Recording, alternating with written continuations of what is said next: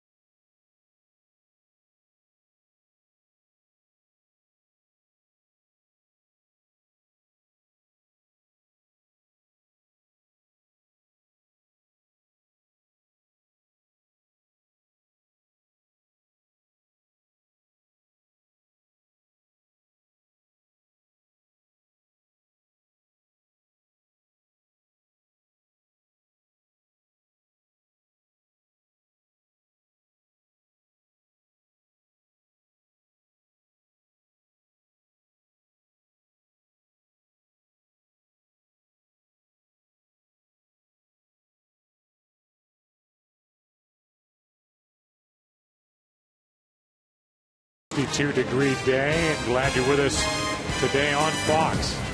Opening pitch is brought to you by Budweiser. Great times are waiting. Grab some buds.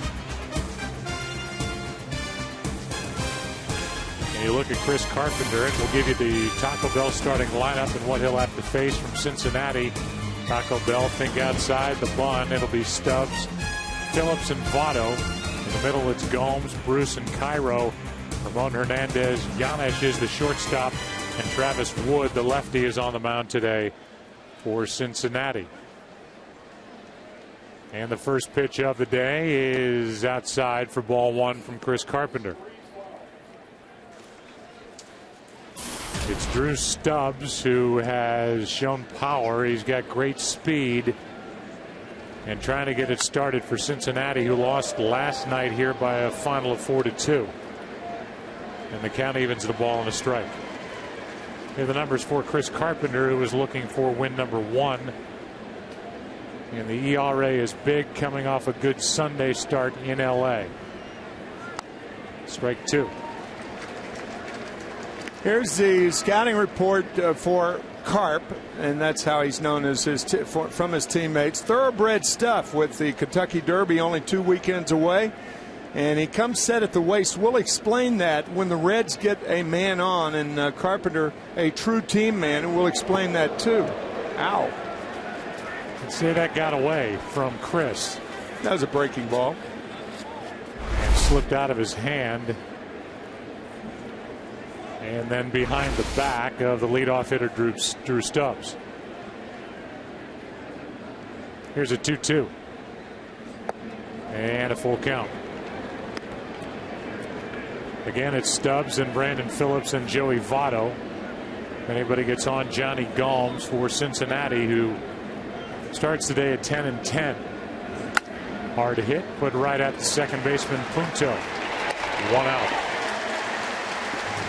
Stubbs hustling down the line, almost beat a routine ground ball. Take a look at the defensive alignment for the Cardinals. It's brought to you by Scott's.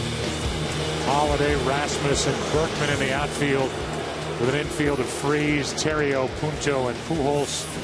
The catcher is Yadier Molina, with Carpenter on the mound. Here's Brandon Phillips. The boos not quite as bad as they were last night. The first appearance this year of Brandon Phillips, who made the comments that led to the brawl last year on August 10th in Cincinnati. Takes a ball. Brandon Phillips made comments about the Cardinals, then on that August 10th night went up and tapped the shin guard of Yadier Molina. And Yadier took exception to it. And it got ugly in a hurry. 2 out. Here it is. That was after the tap. Those two went face to face, and then this is one of the worst baseball fights we've seen in a long time, with today's starter Chris Carpenter in the red shirt there, pinned up against the backstop. And Jason LaRue was in there getting kicked by Johnny Cueto. Kicked in the face, kicked in the head. Chris Carpenter came away with scratches and cuts on his back. Still has scars from that fight on his left tricep and on his back.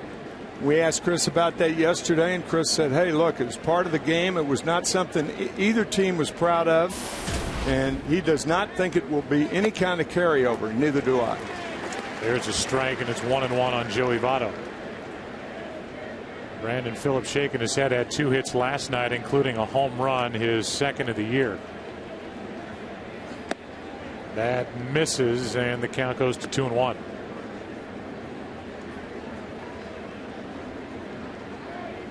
Votto now with Johnny Gomes on deck. And a 2-1. 2-2. I think the only time that it would come up between these two teams is because second base is a collision position. Your shortstop and your second baseman, they take them out of double plays. The catcher is a similar situation, even though he's got equipment on. But if it does arise, I think it'll come out of something like that, on a play at second base for Brandon Phillips, and then a retaliation at the plate. Carpenter's trying to get a feel for that breaking ball here early, and he's run the count full 3-2. Second 3-2 count of the inning. Might have chased it up, and the count still 3 balls, 2 strikes. Votto, last year's MVP. 324, 37 home runs, 113 RBIs. And the guy who won the 2 previous MVP awards in the National League is a little over 90 feet away at a deep first base, Albert Pujols. And a 2-out walk. So Votto has reached in all 21 games the Reds have played. And as I mentioned, they come in 10-10, a game behind St. Louis. Cardinals won here last night 4-2. And so the Cardinals are 2 games over 500 at 11-9, which is a nice bounce back from a rough 2-6 start. And with 1 on 2 out, the batter is Gomes. We told you in the scouting report that Chris Carpenter comes set at the waist. We'll tell you why he does that. It's ball 1. Chris Carpenter said when he was younger and he was with the Toronto Blue Jays, he did not come set at the waist. He came set at the chest for a fastball and above the chest for a breaking ball or an off-speed pitch. Cito Gaston, who was the manager of the Blue Jays at the time, told him, I think that opposing hitters can pick up on that. So what you ought to do is come set from one spot. And Chris said, well, that'll be the waist. And that's why he comes set from the waist. Nothing above the waist because he may give up his pitches or tip pitches that way. Mel Queen was also a part of that. Mel Queen is a guy who is credited as a strike finds its way into Johnny Gomes and really rebuilding the young career at the time of Roy Halladay. Roy Halladay and Chris Carpenter, 2 pitchers that came up in the Toronto organization and 2 guys who are similar when you look at them on the mound. Here's one up the middle, and that's Punto with a flip, and the inning is over. After a half, as the Reds strand a man here in St. Louis, no score.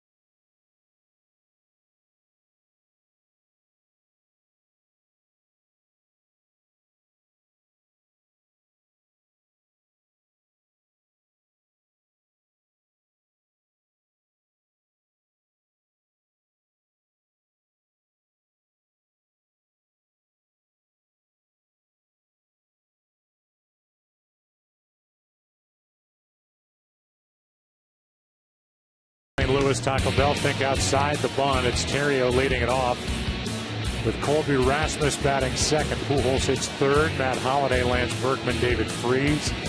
Yadier Molina does the catching. Nick Punto just activated this week off the disabled list, had abdominal surgery. He bats 8th, and Chris Carpenter is the pitcher batting 9th. And they are doing that against Travis Wood, who I think sometime in his very near future has the stuff to be a front end of the rotation type starter. I don't think there's any question about it, Joe. There are a lot of guys who are starting pitchers who are characterized as bulldogs. But the difference between this bulldog and other bulldogs, he's got great stuff. And the Reds really don't have a #1 starter. But if they're looking in that direction, this young man can be that guy. Dusty Baker said before the game, if you just looked at his pitching stuff and you put a partition up and you didn't see Travis Wood, you'd think he was 6'5", 240. Right. But as it is, he's 5'11" at best, 175, but he is good. And Ryan Theriot is first in there for St. Louis, and Theriot has started off very well in his first year in a Cardinal uniform, hitting .321.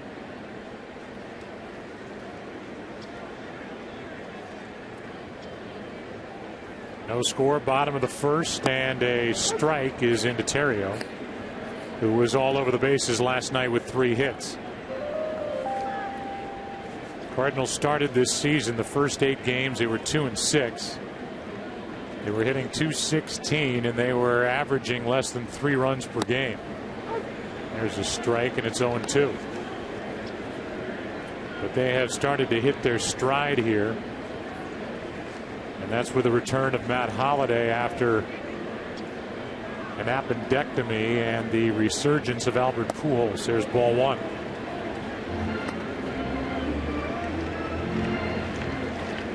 Travis Wood has been hit or miss so far this season.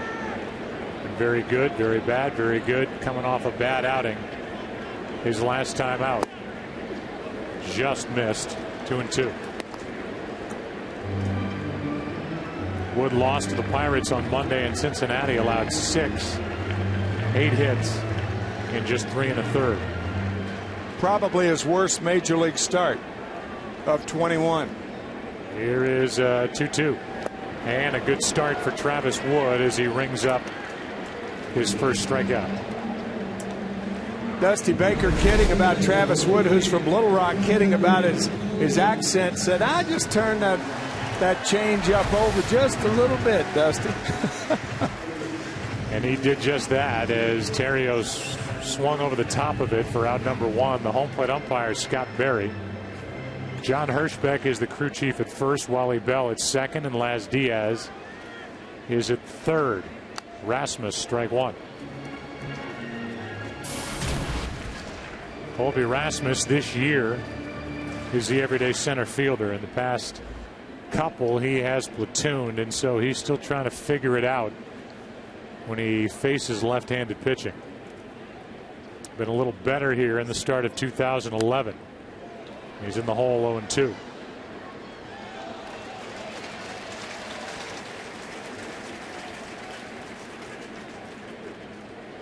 So far off to a .350 start. That average is good for 9th in the league. 3 homers, 9 RBIs. He's hit .292 this season against lefties. And he gets a base hit here on an 0-2 pitch into right. Time for the defensive alignment for Cincinnati, and it's brought to you by Scott's. Gomes, Stubbs, and Jay Bruce in the outfield, with Cairo replacing Roland, Janich, Brandon Phillips, Votto. Ramon Hernandez does the catching for Travis Wood. And here is Albert Pujols.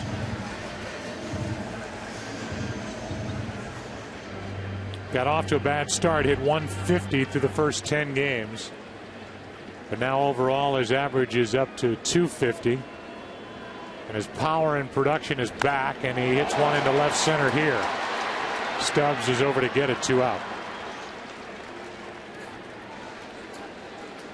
How about the Ford keys to the game after we look at this swing from Albert Pujols? First ball hitting, something that Pujols does not do a lot of, but it's tracked down by Drew Stubbs, one of the better center fielders in baseball. He can flat go get them.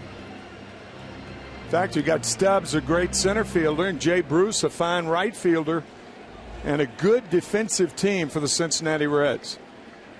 Give you those Ford keys to the game after his first pitch. There goes Rasmus. Throw down is corralled somehow by Phillips, and a stolen base for Colby Rasmus, his second of the year.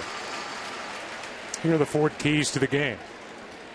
For the Cardinals, remember for the Reds, I beg your pardon, remember how you started this year, because they started very well. They've lost 7 of their last 9. For the Cardinals, keep swinging the bats like they have recently. As Joe said, a bad start, but they picked it up of late. Reds started this season 5-0. Here comes an 0-1 pitch to Holliday. who's been red hot, and it's a strike over the inside corner. A count of 0-2. That is the first steal attempted against Travis Wood. How about that? 516 career batters faced, over 21 starts. The first stolen base. Not only the first stolen base, but the first one attempted. Count 1-2 on Holiday. Holiday digs in, hitting .447. Missed a week because of an appendectomy. He had a great spring, and he picked right back up where he left off when he went down after opening day. Counts 2-2. Holiday's hit in 11 of the 12 games he's played in since he came back. And there are his numbers against Cincinnati. Here's a 2-2. Big rip and a foul straight back. Big rip, and it's that sound that Holiday is getting now. A lot of times hitters are like musicians. They're searching for the right sound of the ball off their bat. What is that good sound off the bat? That barely audible click. That was it. He just missed it. Runner at second, 2 out. 2-2 pitch is flied into center for Stubbs. Each side strands a man. We go to the second here in St. Louis. We hope the rain stays away today. No score.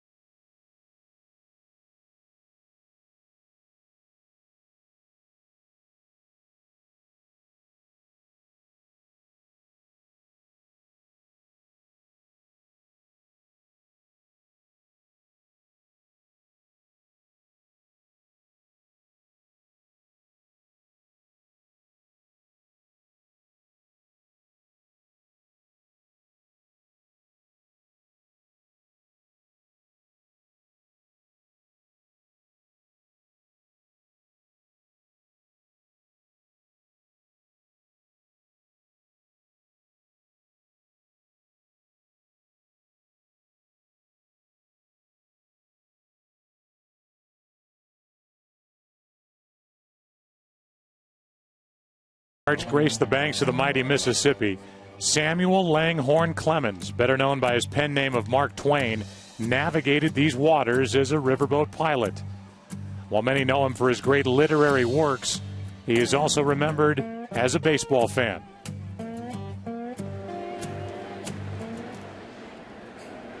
And we welcome you back to St. Louis as we move into the second inning. Cincinnati will come to the plate with Jay Bruce, Miguel Cairo, and Ramon Hernandez, the scheduled hitters. Samuel Langhorne Clemens. Mark Twain, 1835 to 1910. And there's a strike to Jay Bruce, who has pounded 14 home runs since August 27th of last year, which is the third highest total in the National League. That pitch misses. It's a ball and a strike. Samuel Clemens from Hannibal, Missouri, about 140 miles north of here. That is hammered down the right field line, but curling into the corner, foul for strike 2. As Lance Berkman gave it a look. And in Mark Twain's first book, The Adventures of Tom Sawyer, It came out the first year that baseball was formed back in 1876. And there was a mention of baseball in that book. Obviously hugely popular. But about, I would say, probably 70% of our viewing audience has read that book at some time, or had it read to them sometime during their lives. I did. I had it read to me by my grandma when I was supposed to be reading it for school. You were 18. Yeah. But she read it to you. She was such a good reader. I've never slept like that. One out here in the second. Today's game presented by Budweiser is sponsored by Taco Bell. Think outside the bun. By Scott's, the official lawn care company of Major League Baseball. And by Verizon, power your business with Verizon 4G LTE.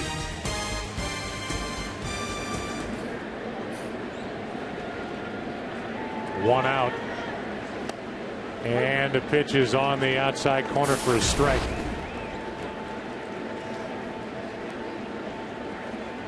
Miguel Cairo is playing. The Cincinnati Reds are kind of downplaying publicly the left shoulder of Scott Rowland, but I think internally they are worried that that left shoulder, which was operated on for Scott back in 2005 after a huge year here with the Cardinals in 04,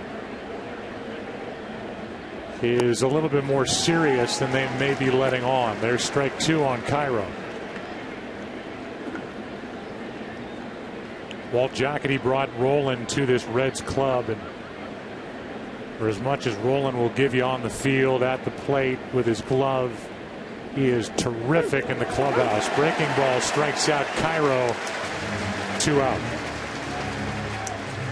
Scott Rowland, one of the few guys who, by his very presence, commands respect on any roster. Good breaking ball from Carpenter, his first strikeout. How did you like the way Chris Carpenter described his catcher, Yadier Molina, and his importance to what goes on for the Cardinals on a daily basis? You know, Joe, I guess to summarize it, he said that Yadier Molina took all the peripheral stuff that bothers pitchers away from a pitcher. And that's about as simple as a pitcher can make it in complimenting a three-time Gold Glover behind the plate. First pitch is a ball to Ramon Hernandez. Carpenter kind of compared, well, he did, not kind of, compared Yadier Molina to Michael Orr from The Blind Side. The book, the movie. He said Yadier Molina is that guy that makes everything else work. If you don't have a good left tackle in the NFL, the quarterback doesn't have time to make the receiver a superstar. You don't have the ability to run and use your ground game, and that's what Molina does for not just this pitching staff, but this Cardinal team as a group. And he is beloved here in St. Louis. He hit that send you to the World Series home run for the Cardinals back in 06 in Game 7 at Shea Stadium to beat the Mets.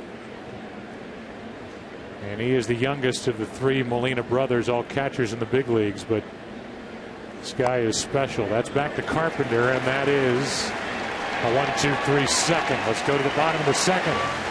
Here in St. Louis, Cardinals and Reds, no score.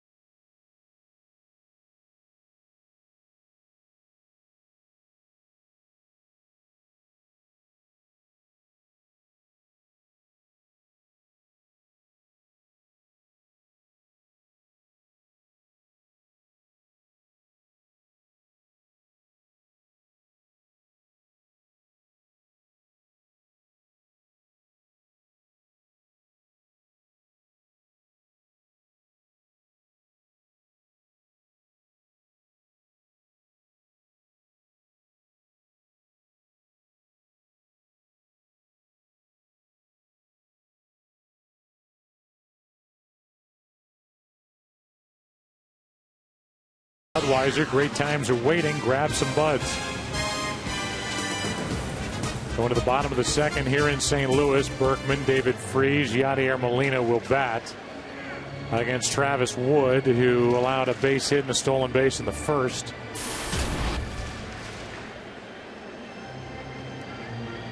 And for this left-hander, has 1 win and 2 losses. He deals with the suddenly red-hot Lance Berkman, and Berkman takes the ball. Have you seen Kenny Rosenthal here all day? I have, yes. So he is actually with us. He is. Bow tie, adorned in a bow tie, as he is every Saturday. Wonder what he thinks about the Cardinals' acquisition of Berkman, who hits one into the gap in left center field for a double.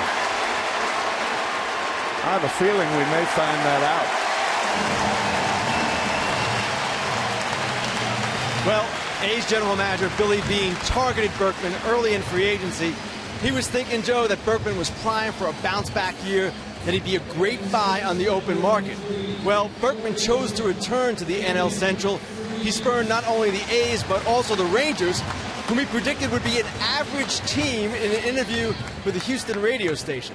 Well, Berkman probably should stick to hitting and not scouting, but for $8 million, he indeed looks like a tremendous bargain. Yeah, it really does, Kenny. In Texas, they're still in first place in the AL West, playing without Josh Hamilton, but they're 12-7.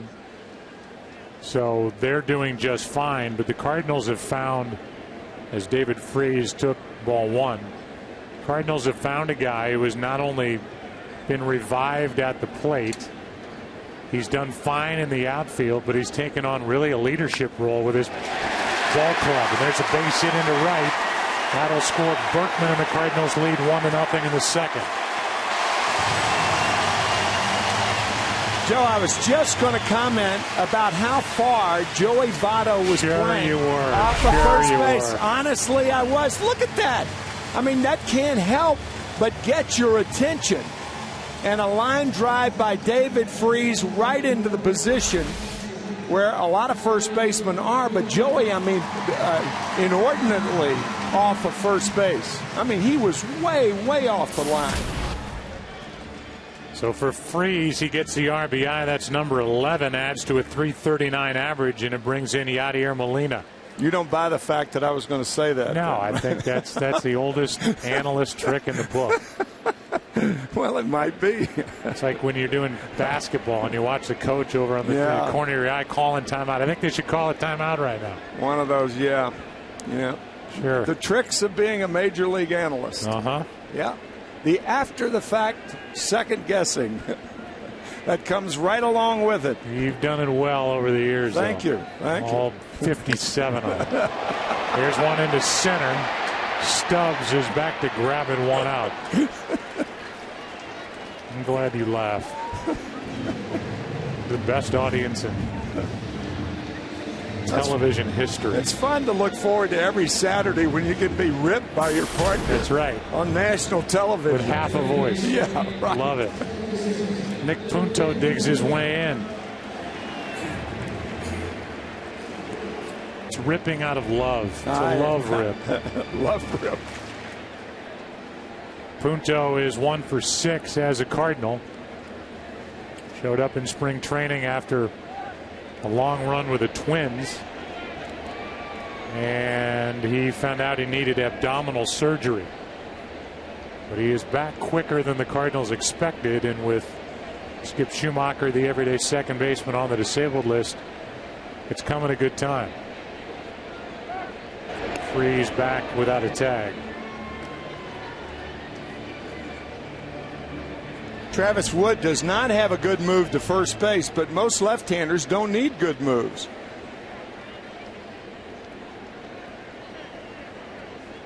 The fact that they're staring at the runner puts enough fear in the guy.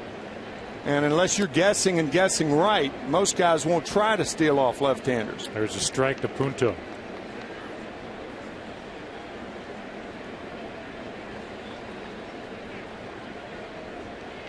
So Travis Wood has already suffered his first stolen base against him when Rasmus took off in the first. Good changeup. Turn 2. Yes. And the inning is over. 6-4-3 turned by Giannis and Brandon Phillips in the middle. 1-0 St. Louis into the third. Back after this from your local Fox station.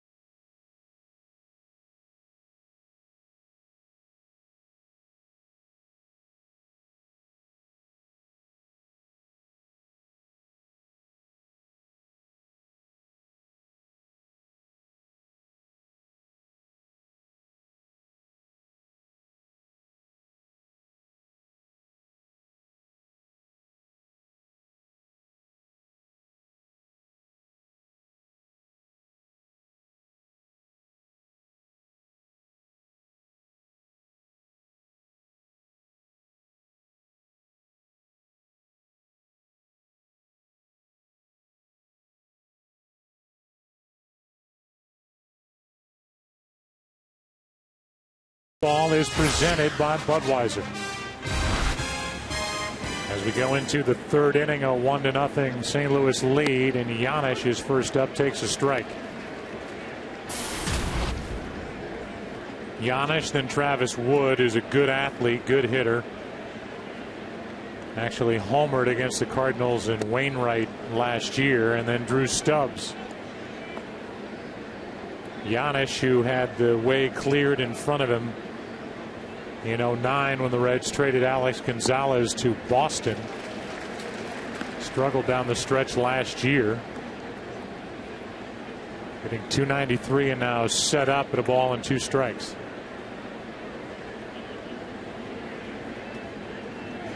And strikes out for the second strikeout of the day for Carpenter. Time now for a DirecTV game break. Justin Morneau in the bottom of the 5th inning, bases loaded, with a single to center off Fausto Carmona. It plates a couple. Made it 5-1. It's a final. Minnesota wins that game 10-3 over Cleveland. You can get every MLB game in the most in HD by calling 1-800-DIRECTV. Strike 1 to Wood. Travis Wood is 0 for 7. 0-2. Even though only 20 games have been played, who would have thought the Cleveland Indians would be atop the American League Central with Kansas City only a game back now after the loss to Minnesota? That's a story in the Central. The Yankees lead the East by 2.5 over Toronto. Actually 3 now. Toronto lost earlier today to Tampa Bay. And a foul tip that caught a lot of Yadier Molina. You know what it caught, Joe? It caught the middle fingers, the 3 middle fingers, and it bent them back. A lot of times people think that even if it's a foul tip, no, that was the heel of the glove. I beg your pardon. But sometimes that ball will hit in the mitt, in the top of the mitt, and bend those fingers back. And it's a sprain, and there's not a lot you can do about it. But Yadi obviously hurt by that foul tip, even though it got a lot of leather.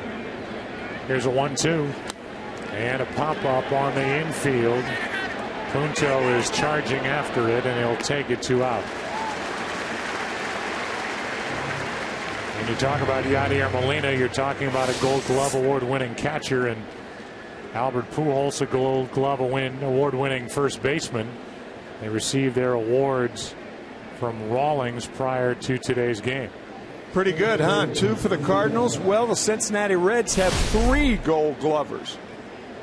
Brandon Phillips, Scott Rowland winning his 8th last year, and then Bronson Arroyo winning his 1st.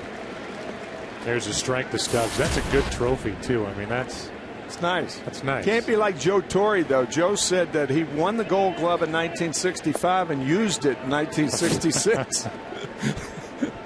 One of the great lines. There's Rowland, who, as Tim mentioned, is 1-8. Look at that. I mean, that's not something you just stuff in a closet. That's very nice. And what it represents is a lot, I would imagine. Pitches down and in the count 2-1. A lot of fungos, a lot of ground balls. For Yadier Molina, a lot of bruises and a lot of blocking pitches in the dirt. That time he caught it after Stubbs swung at it in the count 2-2. Ozzie Smith won a bunch. He says as he looks to Steve Horn, the editorial consultant, as if to say, look up how many Gold Gloves Ozzie Smith won.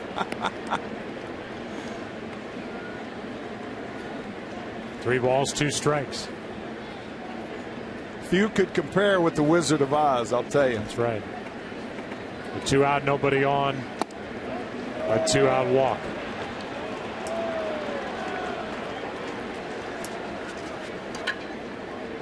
And so the top of the 3rd inning continues with public enemy number 1 in these parts, Brandon Phillips, walking his way toward home plate.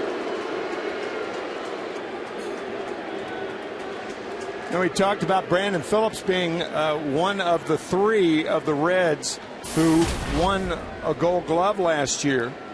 Do you know that he has also bowled 3 300 games?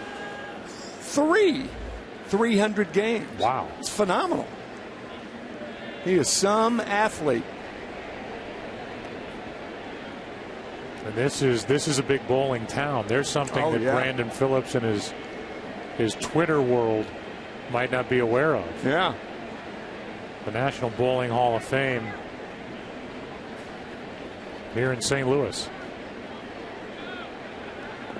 Yeah, that was pretty close. Pujols dropped it anyway. By the way, Ozzie Smith, how many Gold Glove awards did he win? 13. And here's another look at that pickoff play at first. That's that old Don Drysdale balk move where the pitcher leans on his left leg, buckles it a little bit, and then throws to first. I say it's a balk move because technically it is a balk. When you buckle that front leg, you're committed to go home when you go to first. But a lot of runners at first key on that left leg, and that's why it's so effective. It buckles just a little bit, they break off of first, and you try to throw behind it. You almost got Stubbs with that move to first.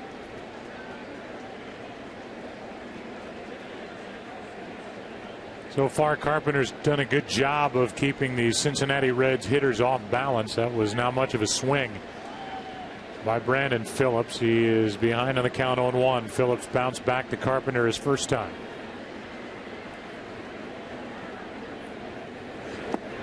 Ball 1.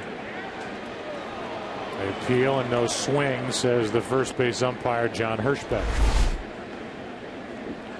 What do you think? Did he go? I don't think so. No.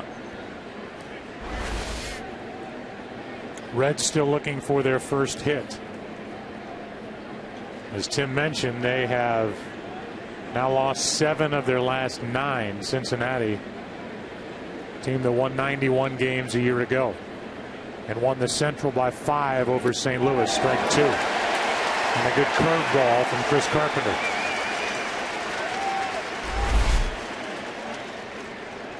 Carpenter has shown a very, very good curveball in the early going.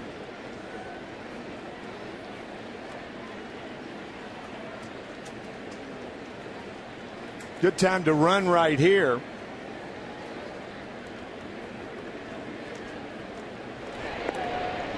And Carpenter thought so. Reason for that, everything's been away and everything's been low to Phillips. I don't think Carpenter wants to come inside to Brandon. So if you get another breaking ball or another slow pitch, good pitch on which to run. 1-2.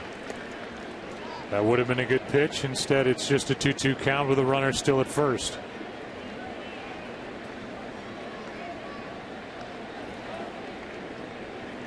On deck is Joey Votto. Carpenter is about as intense a performer as anybody you'll find on a baseball diamond. And he has a 2-2 pitch coming to Phillips, and the strikeout ends the inning with a runner gone. Bottom of the third inning rolls in with Carpenter, Terrio, Rasmus coming up. 1-0 St. Louis.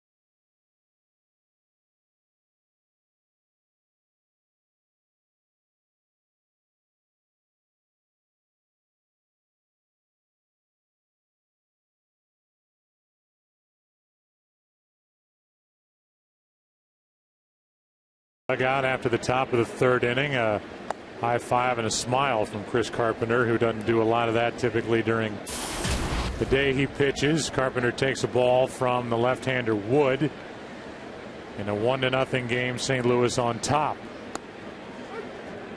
And that one in at the knees, a ball and a strike. It'll be Carpenter, then Terrio, then Rasmus. Anybody gets on, Albert Pujols.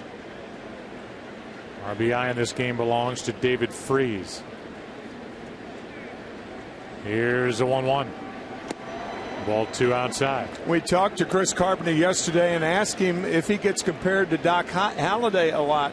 And he said not only Doc Halladay, he said they think it might be brothers or something, but also Adam Wainwright. And then Steve Horn and I run into Adam Wainwright going today, and Adam kind of kidding. He said, yeah, I just was throwing off the mound down there. It was operated on rotator cuff, I think Tommy John surgery, right? Yep. Here's one into right center field, and Chris Carpenter has plugged the gap with a leadoff double.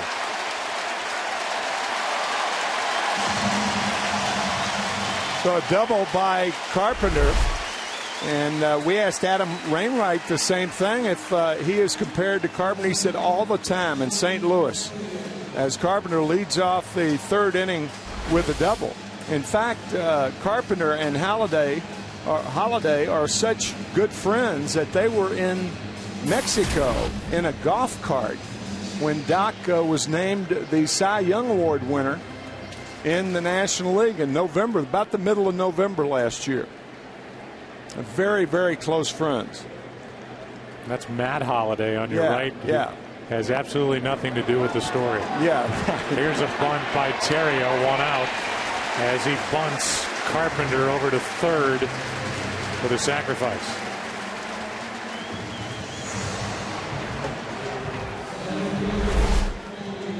You can see the third baseman, Miguel Cairo.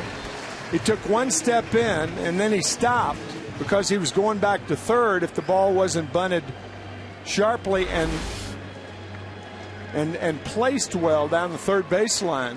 So he had to commit, and Carpenter goes to third. Good play by Terrio. Runner at third for Rasmus, and a 58-foot pitch from Travis Wood bounces in. Hernandez a good job to block it. Ball one. Rasmus with a base hit into right his first time up. Then he stole a base, was stranded. He has driven in 9. This guy to me is one of the big keys to the season for St. Louis. He is an up-and-coming star in this game. As he flies one into center, and we'll all watch Chris Carpenter run home easily to make it 2-0.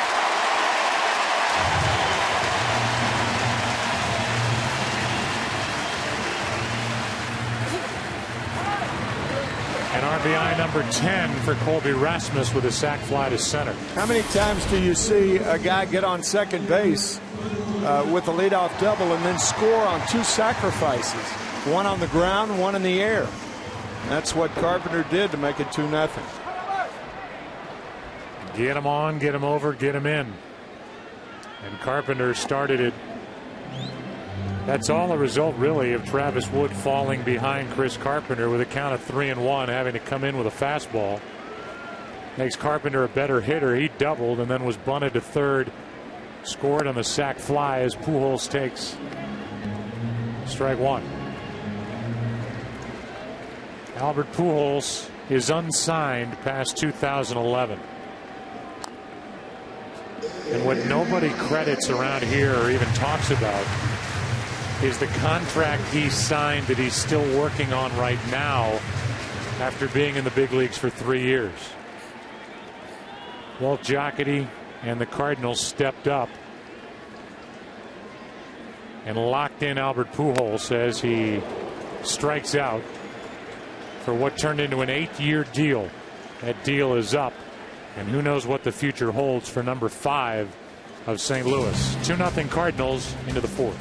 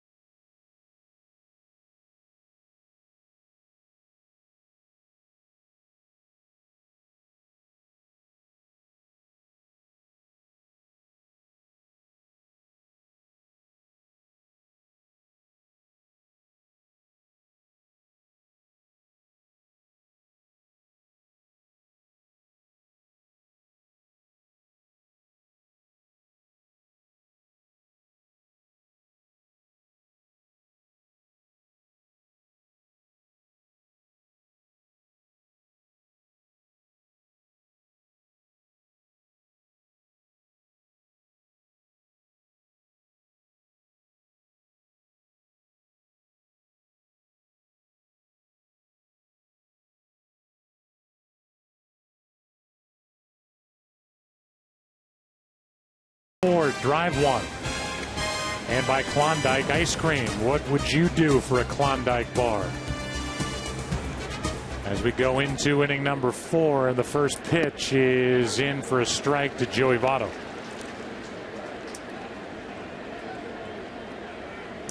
Two 2-0 Cardinals, thanks to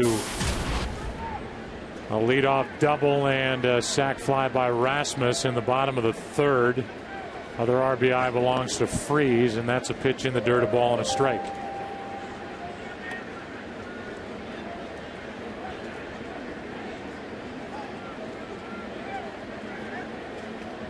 Joey Votto, then Johnny Gomes, then Jay Bruce. Anybody gets on Cairo, and that misses for ball 2. Joey, the MVP last year, the 12th time a Reds player has been named National League MVP. 10 players, because Johnny Bench and Joe Morgan won it twice. First Reds player to win an MVP back in 1938, Ernie Lombardi. Full count on Votto. Joey also the third Canadian to win an MVP award. Larry Walker did it in 1997. Justin Morneau did it in 2006. Here's a 3-2 pitch, and Votto hits it in the air to left. Back at the wall. Holiday for out number 1. Take a look at both of the MVPs that are in the park today. Albert Pujols in 08 and 09. There are his numbers. And then last year, it was Joey Votto of the first place and Central Division winning Reds with his 37-113. Cardinals have 17 MVP winners, most in NL history. The Reds, as Tim mentioned, are the second most, 12. Here's Johnny Gomes. And there's a strike. Cincinnati very proud in the 70s. One of the greatest teams ever assembled by an ex-Cardinal GM, Bob Howsam, who went to Cincinnati in the late 60s, assembled a big red machine, and boy were they good. I mean, boy were they good. Good breaking ball from Carpenter, and the count 0-2 on Johnny Gomes. Just think about it. 4 of the 8 guys should be in the Hall of Fame with the big red machine. The only one that's not, Pete Rose, all-time leader in hits. And you could really add a 5th one, and that's Davey Concepcion. Here's the 1-2. And 2 out in the inning. Strikeout number 4 for Chris Carpenter. I am one that thinks Davey Concepcion belongs in the Hall of Fame. Look at his numbers, look at his range, look at his defense, look at his stolen bases. He was an excellent player. And so with 2 out, nobody on, here's Jay Bruce, who bounced out to first his first time up and takes the ball outside. We were talking about the MVPs. Kenny, you talked to Joey Votto about the MVP award. Yeah, and Tim mentioned Joe Morgan, Joe, and Joey Votto said that he talked to Morgan in the offseason, and Morgan told him to walk like an MVP and act like an MVP. We can talk more about that in a bit. That's the way to cut that baby short. A 1-2-3 inning for Carpenter here in the 4th. We'll also talk to Kenny about the Pujols deal and the future of Albert Pujols and so many other things. 2-0 Cardinals.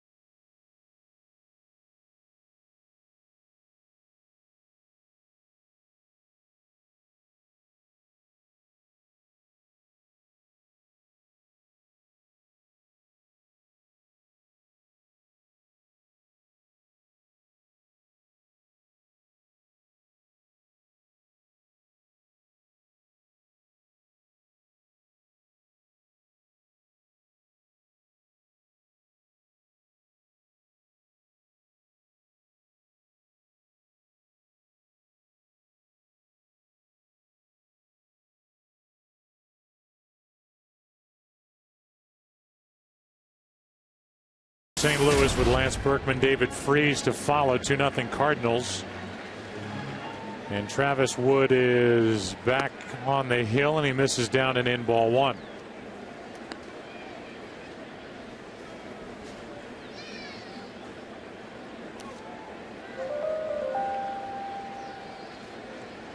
And the next from the young left-hander, just 24 years old, misses 2-0.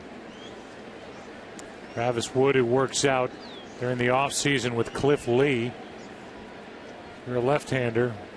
I don't know who better to spend time with in the offseason in Arkansas than Cliff Lee. Especially if you're a young left-handed pitcher. Changeup got Holiday out in front. The count 2-1. The next 2-2. Not only hanging out and working out with Cliff Lee, but they go hunting together, Travis and Cliff. They go to the likes of Jonesboro and Stuttgart, Hughes, Arkansas.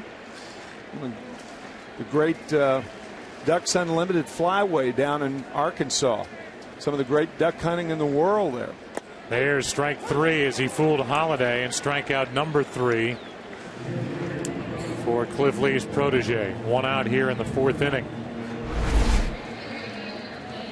It looked like a cutter on the outside part, and that's what pitchers try to make hitters do, give up on that pitch, and Holiday did. Brings in Lance Berkman. We started to talk about Albert Pujols, the 3-time MVP. It's a little bit off topic. He made last out in the 3rd inning, so sometimes you just can't wait for that perfect moment, Tim, because it just never comes. That's right. But the deal that Walt Jocketty signed Albert Pujols to after his first 3 years, it's been a historic 10-year run for Albert Pujols at the start of his career as Berkman takes ball 2. As good as just about anybody in the history of this game. And now the Cardinals, Pujols, have let this contract issue go long enough to where he will be a free agent at the end of the season. There's a strike. And the count is 2 balls and a strike. I want to involve Ken Rosenthal in this conversation because Ken talks to all the other clubs and knows what's going on around the league. Here's a 2-1. That's high. 3-1. What's your gut, Ken Rosenthal, about Albert Pujols coming back here to St. Louis? Joe, my gut is that he leaves, that some other team will be willing to give him the deal that he wants, a deal that the Cardinals might not be willing to go to. What that deal is, we don't know, but one thing we know about Pujols, he is not going to lose focus. This idea that he might be distracted or he might distract the team is absurd. He's not talking about this, not talking about it in any city. He's just playing baseball. That's my gut, too. Not mine. It's not yours. No, do not. Do not believe that the Cardinals can afford to let him go, even at $300 million. 1 on, 1 out. David Freese takes a ball in the dirt. You know, the common thinking is, okay, well, if Pujols goes, then you use that money and turn it into other players. Well, if Pujols goes, what kind of an effect does that have on attendance in this ballpark? Albert Pujols fills a ballpark. First pitch, a ball to David Freese. And now a swinging strike. It's 1-1. That was kind of my point, Joe. I mean, I just, from a business standpoint, I know it's an awful lot of money, but Albert Pujols deserves to be paid more money than any other player. He's the best player in the game. I understand the tail end of his contract. He'll be 38, 9, 40, 41 years old. But I think he's got the type body, I think, that's going to last. He takes care of himself. He did that great 60 Minutes piece a couple of weeks ago. Doesn't smoke, doesn't drink. The follow-up question was, do you swear? He said, well, maybe occasionally. Here's a line drive into center field for a base hit. David Freese is 2 for 2. I got to tell you, I've known Albert Pujols since the minute he came up, since he showed up in spring training after a big year in the minor leagues. The guy is exactly as he appears, and that's rare. I mean, so many times you see a phony or an act, and then you see him on the road, or you see him when nobody's watching, and that's not how they are. That's not Pujols. Pujols is is consistently one of the more conscientious and good-hearted people you could ever be around. He is who he is. That's right. Yadier Molina with 2 on 1 out takes a ball up and away. My only point is this has gone on long enough. Something that, in my opinion, should have been done a couple of years ago to lock him in. Now the Ryan Howard contract has come down the pipe at $25 million per year. So that ups the ante for Albert Pujols. And my question is, are the Cardinals willing to go above $25 million per? That's the main question. How many years?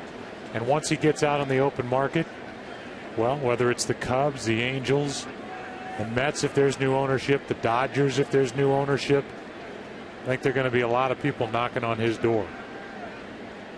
2 balls, no strikes. Molina, strike 1. Well, is your point that if the Cardinals give him $300 million or offer him that after this year, that the Cubs will go beyond that, or that the Dodgers will go beyond that? I don't know that they'll offer him that. Oh, really? I don't know that that's realistic. We'll see. To me, I know this may sound, to me, that sounds like a good deal. That sounds like the smart business that the Cardinals are famous for. They don't make many mistakes, this organization group.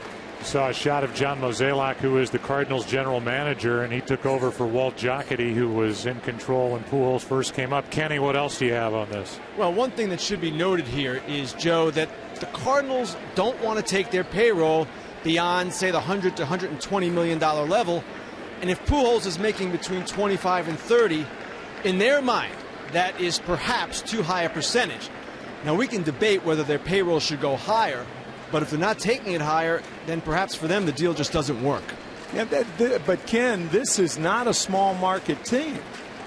I'm not arguing that, Tim. Yeah, I agree with you. I mean, this is one of the great baseball franchises in baseball. Here's a 3-1, runners go, swing and a miss, and now they've got the runners hung up. Berkman is tagged out. The count's full at the plate, and they're now 2 out in the inning. So Tony La Russa getting aggressive, and Berkman is caught stealing. Down to second is Freese, 2 out in the inning. Yeah, I think that was a hit and run. It's one of those rare times you're not going to see Lance Berkman try to steal third base on his own. But I believe that was a hit and run play. It's not a bad idea, and Tony La Russa, the type manager who will do the unorthodox. And again, I think it would be unorthodox for the Cardinals to pay that kind of money, but I think it's the right thing to do. Yeah.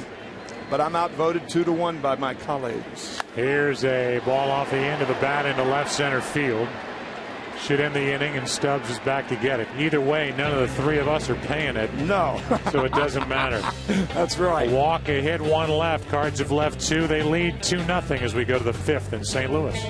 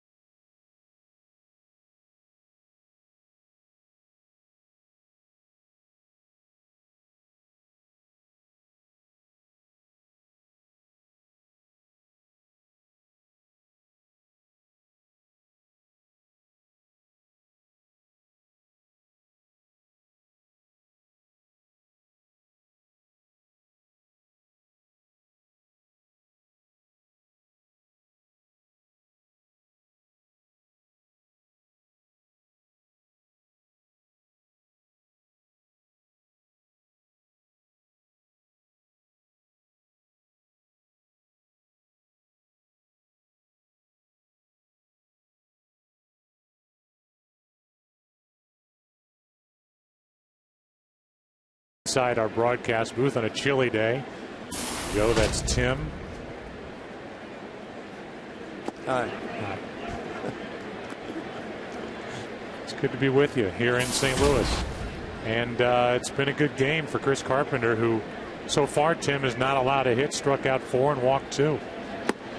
And he finds a pitch that barely misses. The count 2-0 on Miguel Cairo. I have a hotel room here in the city of St. Louis on the Mississippi River, and if there's one thing that the river constantly cries out to the folks, the good folks here in St. Louis, it's don't take me for granted, and they never do.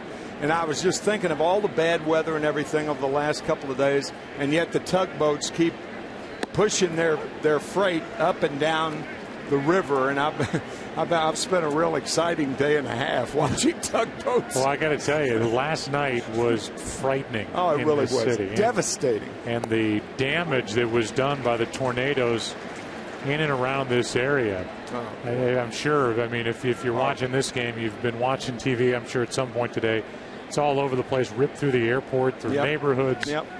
You name it. Here's a little floater caught by Terrio, 1 out. Here's a little bit of it, and for anybody downtown, last night it was a delay of 2 hours and 10 minutes. There is Lambert International Airport with one of the buses that's hanging over a railing there, and they're pulling in as many people as they can to try and get some of the debris out of the terminal. And so somehow they ended up playing baseball here last night, which when you're looking at that kind of devastation just becomes completely irrelevant. Where that picture that you saw where the roof was off of that concourse, that was Concourse C at Lambert International Airport. The airport's closed now. It may be closed until Monday. Certainly it's closed until tomorrow. But just absolutely a scene of devastation here in St. Louis last night. I know they're going to try and get some portion of flights. They're going to try and get some portion of flights moving out of here tomorrow, which is Easter. So you've got people trying to travel for the holiday weekend or maybe trying to get home for Easter. But there is a major cleanup. But beyond that, our thoughts and prayers are with so many who lost so much here last night in this area. Here's a ground ball to Pujols to his left. He flips for out number 2. And remarkably, Joe, not a life was lost. Oh, that's incredible to me. Remarkable. When you look at the roofs just torn off houses and some houses just completely obliterated. Yeah.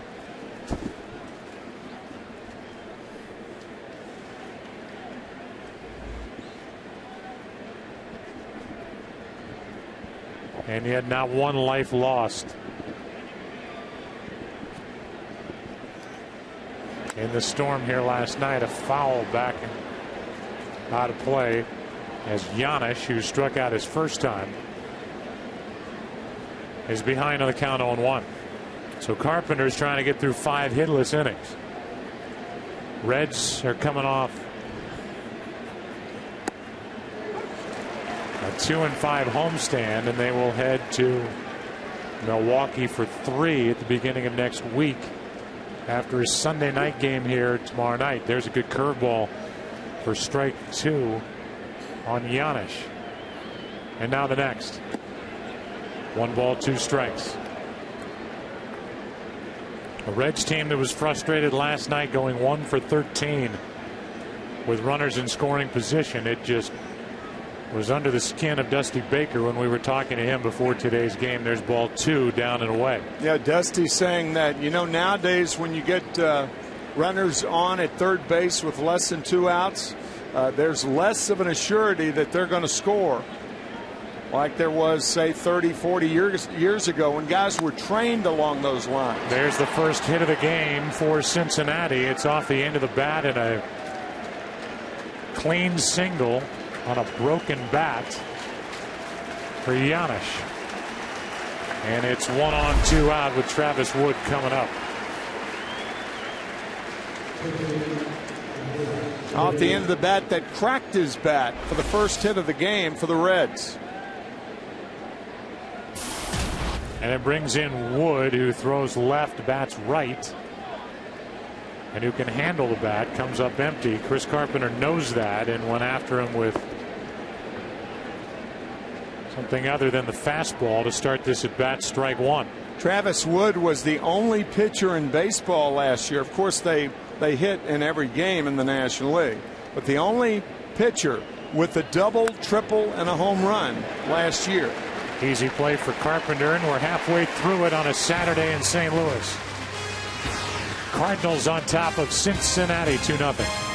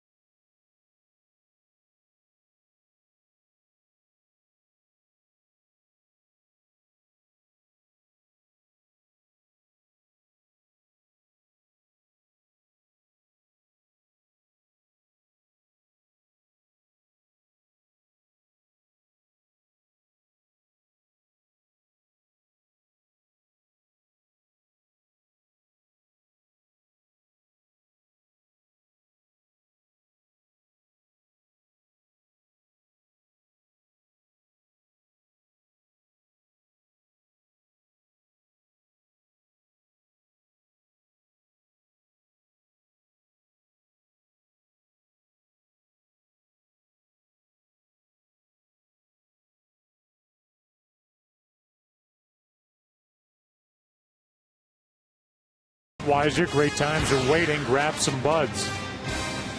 As we go into the bottom of the fifth inning here in St. Louis with the Brewery a stone's throw away. First batter will be Punto, the number 8 man. You can help make a baseball moment kids will never forget. Go to ChevyBaseball.com to support youth baseball. Plus, you can enter to win one of 4 trips to the 2011 MLB All-Star Game and the keys to a new Chevrolet. Where's the All-Star Game this year, Tim? Arizona. Phoenix? The Diamondbacks, where the Diamondbacks play. And that is on the 12th? Yes. First pitch is a strike to Punto. Nick bounced into a double play his first time up. Emerald Valley, Phoenix. That is low, a ball and a strike. Punto played with the Twins. He can play anywhere. Second, short, third, some outfield. A 1-1. In at the knees, strike 2.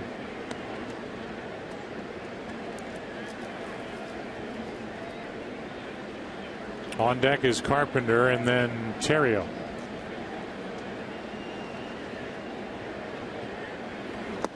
Ball 2. Anibal Sanchez threw a 1-hitter last night. 4-1 win over Colorado. Took a no-hitter into the 9th inning against the Rockies. Here's a 2-2 pitch. One of the better hitting teams in baseball. And a team that's leading out in the NL West with a record of 13-6. 3 games right now, better than both. Well, San Francisco, LA. San Francisco's playing right now. LA already lost today at Wrigley, so they're 3.5 out. Brandon Phillips takes care of Punto, 1 out. This May, Fox Sports will bring you some of baseball's best teams and the sport's biggest stars in a special 3-week primetime event you don't want to miss. Fox Saturday Baseball in primetime begins May 14th in high def only on Fox. And good matchups right out of the gate, highlighted by the Yankees and Red Sox. Here is Carpenter with 1 out, and there's ball 1 high. When you talk about Colorado, thoughts should immediately go to their shortstop, Troy Tulowitzki. Too low. There's a strike on Carpenter, who doubled and scored his first time up. Too low has been sky high so far this year. And how about what Colorado did over the offseason? They committed $214 million of new money to both Tulowitzki and Carlos Gonzalez. Both are locked up through 2014, and took a pretty good play here from Cairo to take care of Carpenter, 2 out. But these are the numbers since the 2nd of September last year. .319 average, and he has the most home runs and RBIs in baseball. He is rapidly becoming, because of the defensive position he plays, the best player in the game. Yeah. Just chop that up, that little graphic, and think about last September alone, a month in which he had 15 home runs, batted over 400, and drove in 41 runs. Wow. In a month. Terrio takes ball 1 high. Tulowitzki plays short. So does Terrio. Terrio's at the other end of the spectrum. He is a singles hitter, as he slices one foul down the right side. In fact, Terrio is tied for the 2nd most singles in the game since 2008 with 455. Leading the way, and it's no surprise, is Ichiro of the Seattle Mariners. 2-2. That's foul. Tony La Russa saying when they signed Terrio that what they wanted out of Ryan was just for him to do for the Cards what he has done against the Cards when he was a member of the Dodgers and the Cubs. The Dodgers for a couple of months last year, but primarily for the Cubs. He is a good little player. Tulowitzki, however, is a good big player. Yeah. Terrio's more in that Eckstein mold. Yeah. Tulowitzki is more in the Ripken mode. Big-bodied shortstop, as Terrio was slow to get back in the batter's box after that foul ball, and now has to back out. I don't know if something happened on that last swing or not.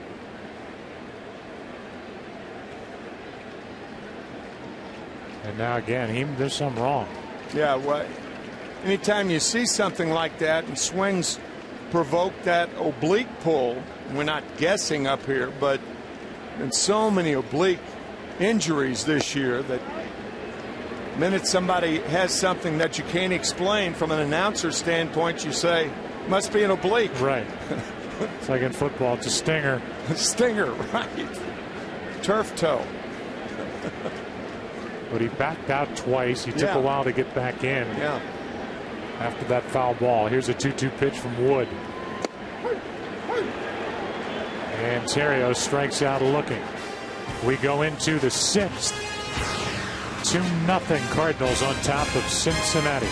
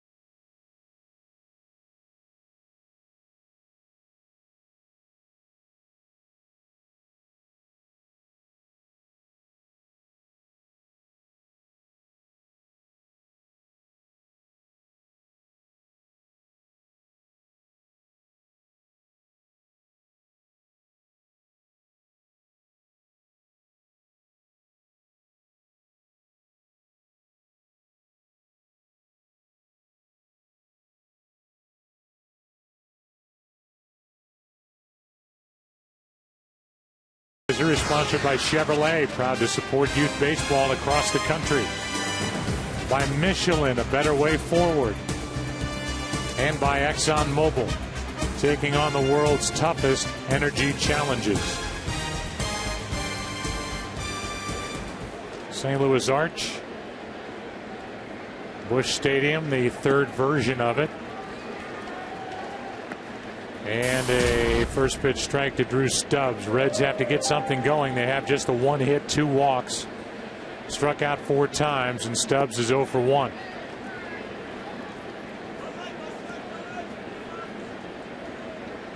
Two 2-0 Cardinals.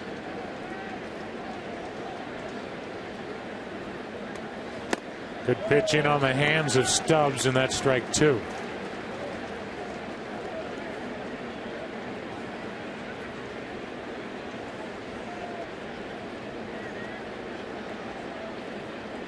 Carpenter ready with another, and he misses down and away, 2-2. Yeah, that's interesting. Cincinnati over the years, their 3 stadiums, Crosley, Riverfront, and now it's PNC Park. And the Cardinals have gone, or Great American Ballpark? Right. And the Cardinals have gone from Busch to Busch to Busch. Here is a strikeout at number 5 on the day for Carpenter. Time for a DirecTV game break. Tie game at Wrigley Field, bottom of the 8th inning, and it's a 2-run double off the bat of Jeff Baker. Made it 10-8. It ended 10-8 as the Cubs win a day game at Wrigley. Get every MLB game and the most in HD. Call 1-800-DIRECTV. The Cubs, by the way, have only gone to Wrigley since 1914. One of the great monuments to this great game in our country. Foul off the end of the bat. It's the second oldest stadium, second to Fenway, which was opened in 1912.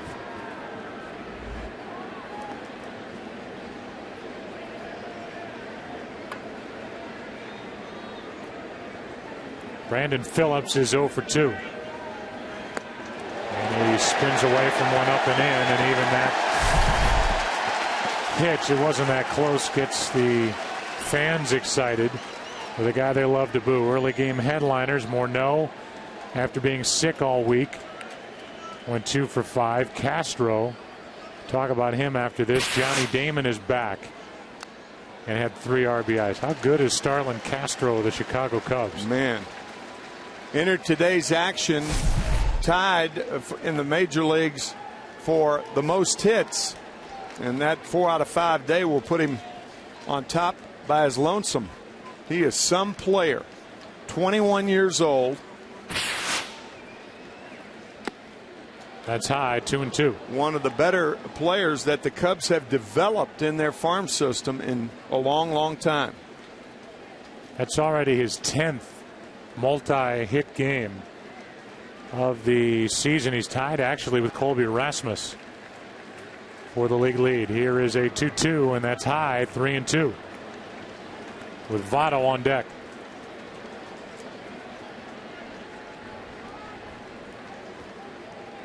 Brandon Phillips was front and center in that melee that Cardinals and the Reds had last August on the 10th in Cincinnati. Here's one inside, a 1-out walk.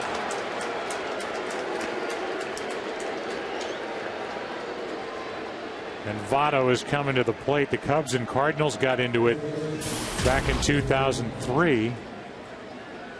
And the common denominators are the 2 managers. Dusty Baker was managing the Cubs in 2003. Tony La Russa is in his 16th season with the Cardinals.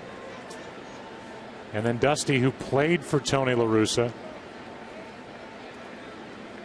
at the end of his career, is now in his 4th year with Cincinnati. Votto takes a ball up and away. There was a reverse reprise of that in 2002 when Tony was the manager of the Cardinals, Dusty was the manager of the Giants, and those teams had a brouhaha here in Game 5 of the National League Championship Series. Kenny Lofton was a part of that. Right. Here's a pitch down and away, 2-0. So that's 3 different teams with each manager and 3 different problems. And both managers a ton of respect for one another. But they're 2 guys that aren't going to back down. No, sir. And neither will their teams. Here's a 2-0. Outside, 3-0. The Reds hoping to turn that 1-out walk into something big here in the 6th. Down 2-0 with Johnny Gomes on deck. Votto, a guy who will swing 3-0 if he gets one here. And he does. Flies it into center.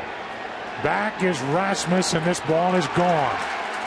2-2 game here in the 6th inning, and a 3-0 pitch. Votto rides it out of here to tie the game in the 6th.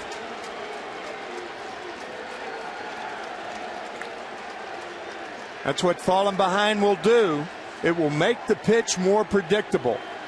And on a 3-0 count, Joey Votto swinging awfully strong and pop to center field.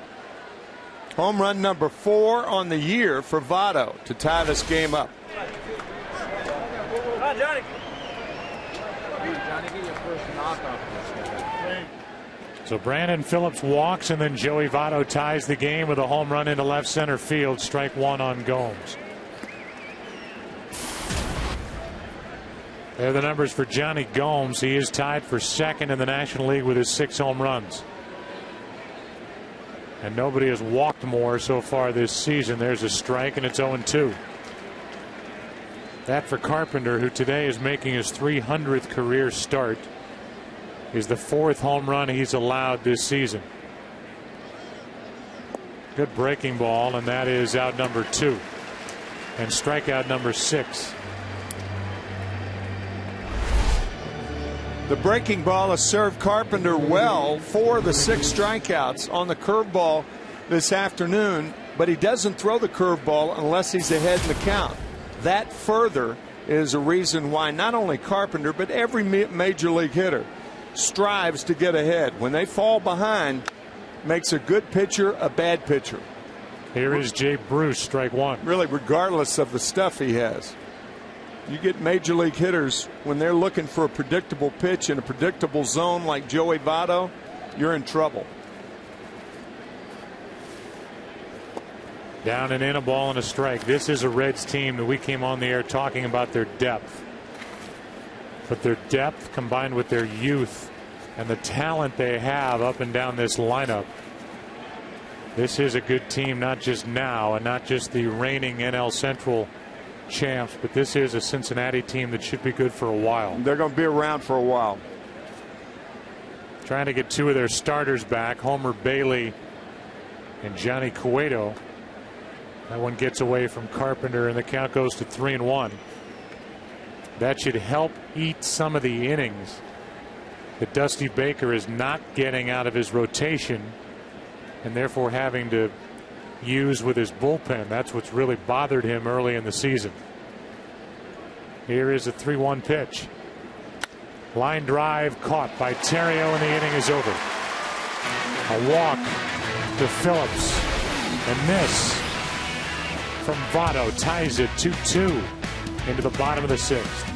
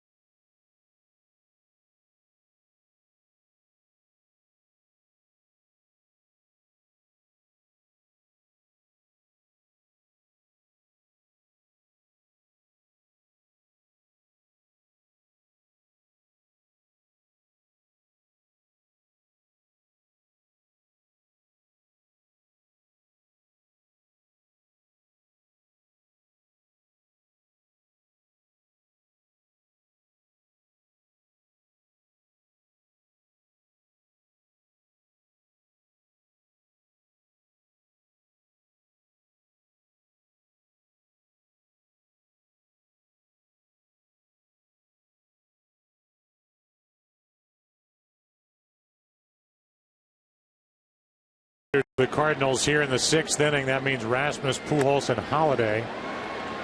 And on the first pitch, Rasmus pops it up, foul for Cairo, 1 out. And Rasmus, who has a sac fly and a single, makes it out to start the inning. This week is back-to-back days of the UEFA Champions League semifinals, beginning with Schalke taking on Manchester United on Fox Soccer, and then one of the world's greatest sports rivalries resumes as Real Madrid battles Barcelona on FX. Check local listings for the start time in your area. Fernando Salas, a right-hander, gets loose for the Cardinals in their pen. First pitch, a strike to Pujols, who is 0 for 2. And that's outside, a ball and a strike.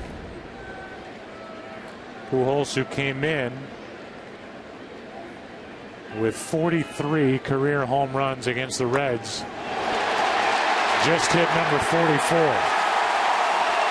3-2 Cardinals here in the 6th.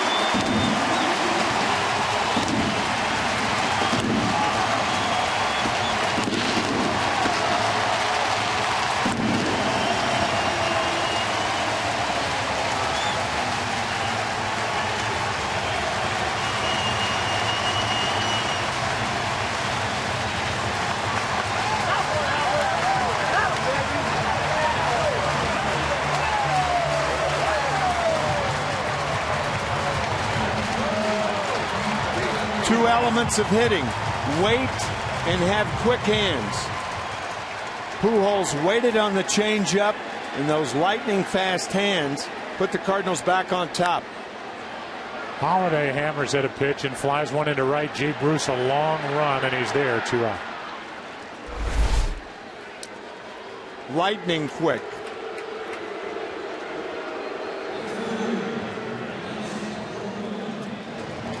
That ball hit a ton. Wow. Over the bullpen of the Cincinnati Reds.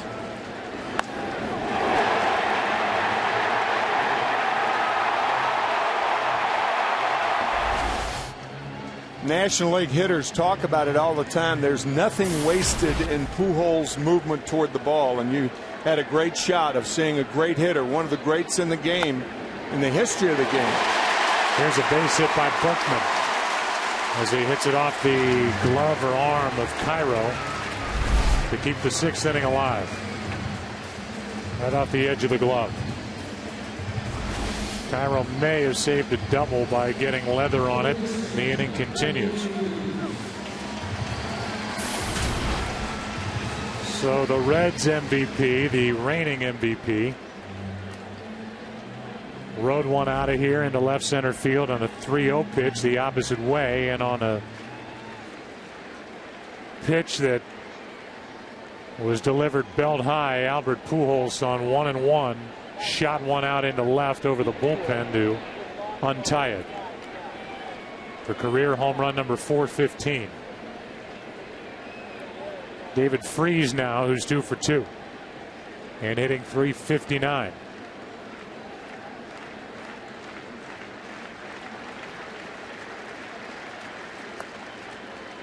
Ball 1.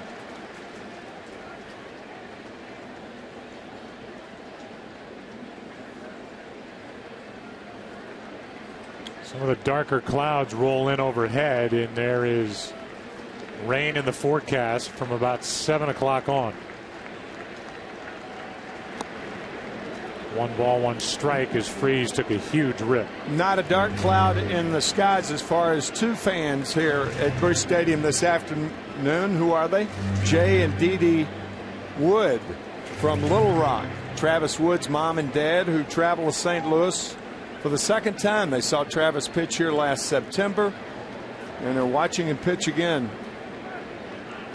in his 22nd major league start. Reds have 2 runs on 2 hits. Cardinals have 3 runs on 7 hits. And it's a 1-1 count on David Freese. 2-1. Freese, who had both ankles surgically repaired, and his career was hanging in the balance. He has worked awfully hard to get into the best shape of his life, and it's paid off. A good spring, and already more action on a consistent basis than the Cardinals had originally planned. At strike 2. Going to be a lot of days off after night games, but Freese is feeling so good. La Russa keeps putting his name in the lineup. And David Freese has rewarded him, hitting .359. From the St. Louis area, traded here from the Padre organization. Then the Jim Edmonds trade, right? Yep. Jim going to San Diego. Pitch is low and a full count. That'll mean Berkman takes off at first.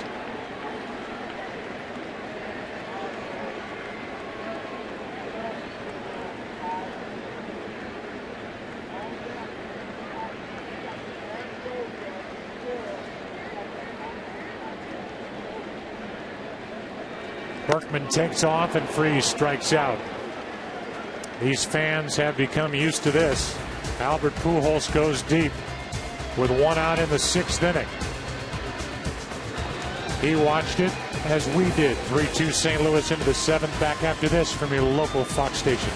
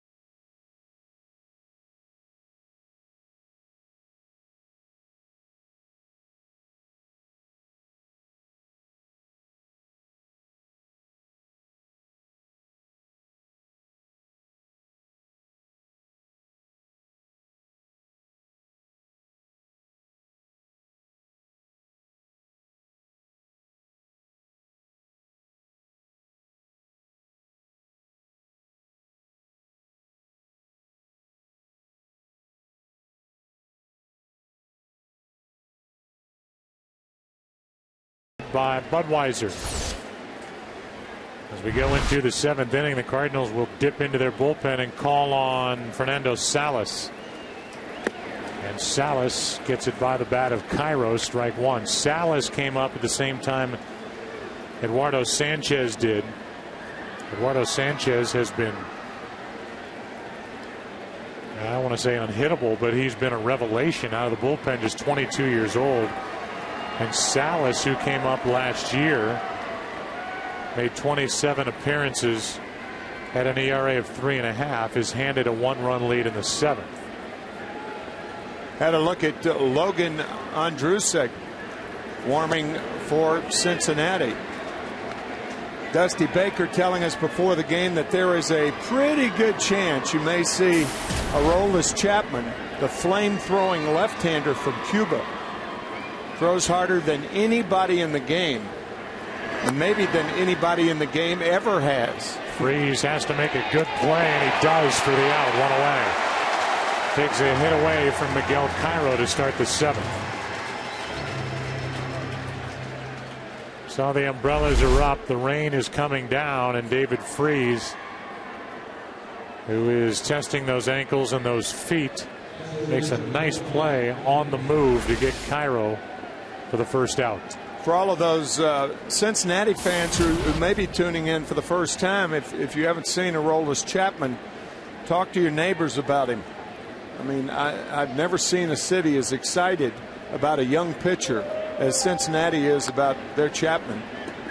He is really something. And I think what would determine whether he pitches in this game is whether Cincinnati ties it up or not. If they're behind, I don't think Dusty would bring him in. But if they're tied or ahead, probably. They want to be careful with the workload. For Chapman, who they shut down for 4 days, and then he came back and lit up the radar gun, made every highlight show. It was registered at 106. I think the telecast that night had it 105. Whatever the number is, it's harder than anybody else throws. Here's the 0-2, and it hit Molina, then came up and hit the home plate umpire, Scott Berry. And the count 1-2 on Ramon Hernandez is 0 for 2. Joe, as you are off, and I was on Dan Patrick this week, and Dan asked me, he said, now you mean to tell me that Aroldis Chapman can throw the ball 106 miles an hour? And I said, yes. We were here last year. Here's a 1-2. And a tip foul. When warming up, his last warm-up pitch was clocked at 105 miles an hour. Warming up. So, yes, Dan, we do think, or at least I do think, he can throw 106 miles an hour. I'm impressed getting Dan Patrick's name on our broadcast. Here's a 1-2, and it's fouled straight back. You know Dan's such a good guy. He is. He is. And now he's indebted to you. He'll probably be playing the audio on his show on Monday. Be sure to tune in for that. One out, nobody on, 1 ball, 2 strikes. Anybody else in the show you want to give a shout out to? No, not yet. McLovin or anybody else? 2 out in the inning. As Ramon Hernandez strikes out. 2 out, nobody on, with Giannis coming up. Our Jeep game summary. David Freese has a couple of hits. Carpenter has won 10 straight against the Reds. And Albert Pujols with a go-ahead home run in the bottom of the 6th after MVP Joey Votto tied it in the top of the 6th. And here is the Doppler radar. Doesn't look good. There's a strike to Giannis.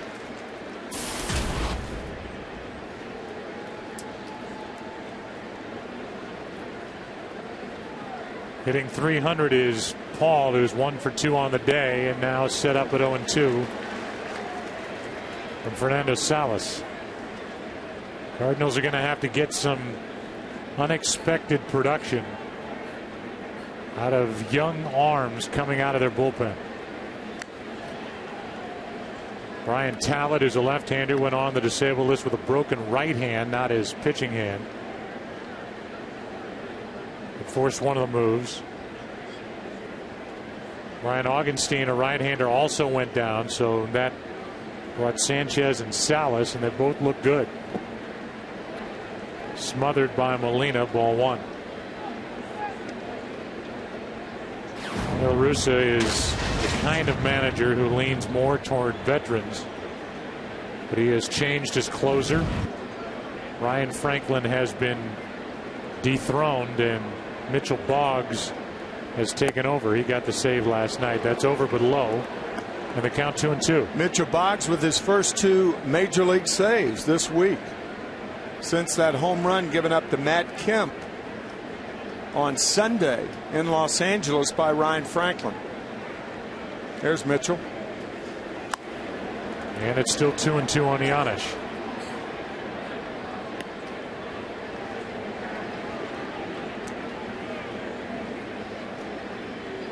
You want to know the numbers for Carpenter? He went 6, 2 runs, just 2 hits. Walked 3, struck out 6 through 103 pitches. If he gets a decision, he can only get the win. 2-2. Another foul by Giannis.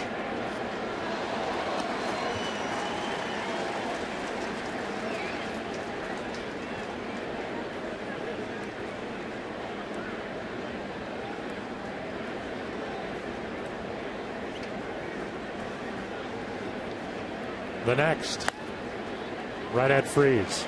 He made a good play to start the inning and makes a routine one to end it. Time to stretch. Bottom of the 7th rolls in. Cardinals bat. Up by 1.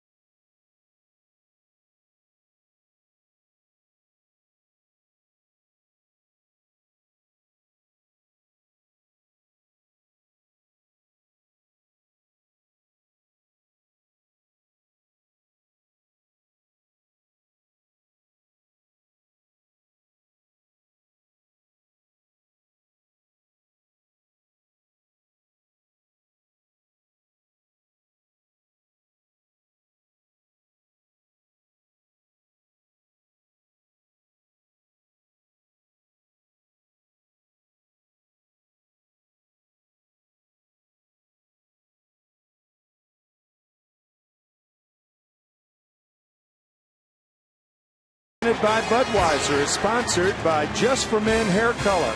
Live forward. By the 2011 Jeep Compass. And by Majestic Athletic, the official uniform of Major League Baseball. The reason I read that promo was because of Just for Men Hair Color. I'm at that point in my life where I need it, as Travis Wood has pitched pretty well. The home run by Albert Pujols, the difference in this game as the Cardinals are up 3-2. Bottom part of the order, which means Molina, Punto, and then the pitcher's spot. And Yadier Molina, who is 0 for 2, digs his way in.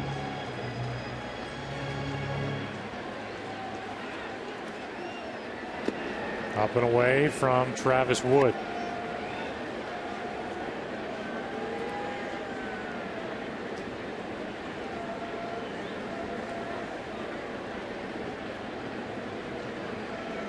Good game here in St. Louis today after a tight one last night. That misses 2-0. Yeah, I think you could see the type baseball being played today, being played probably the whole season between these two teams.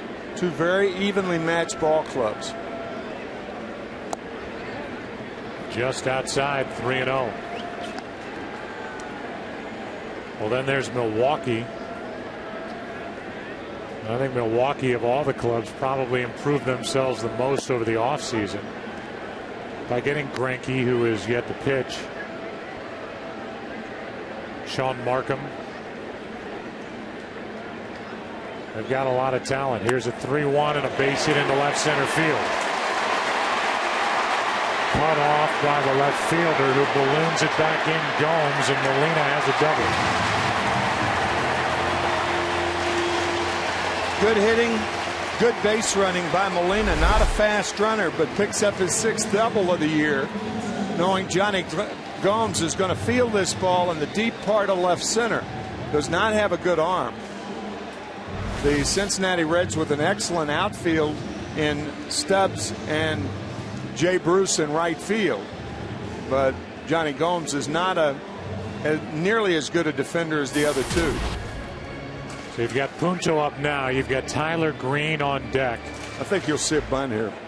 And then you've got Miguel Batista getting loose for St. Louis in their bullpen. And Aroldis Chapman getting ready for Cincinnati.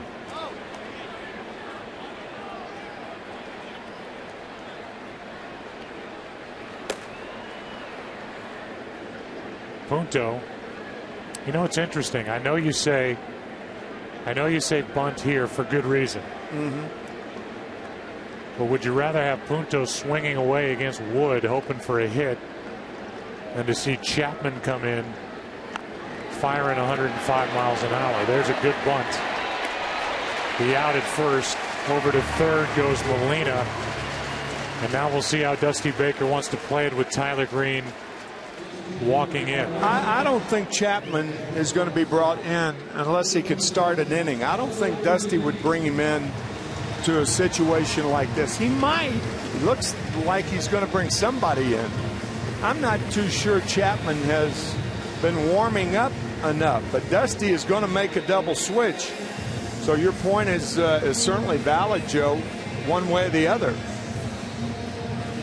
My only point is, do you want Punto to swing the bat against a tiring Travis Wood, or do you want to try and produce a run against Chapman? If it is Chapman, Andrusik is ready as well. I think if it's a tie game, you let him hit. Since you're up a run, you take a chance on advancing the runner by a good bunter and take your chances.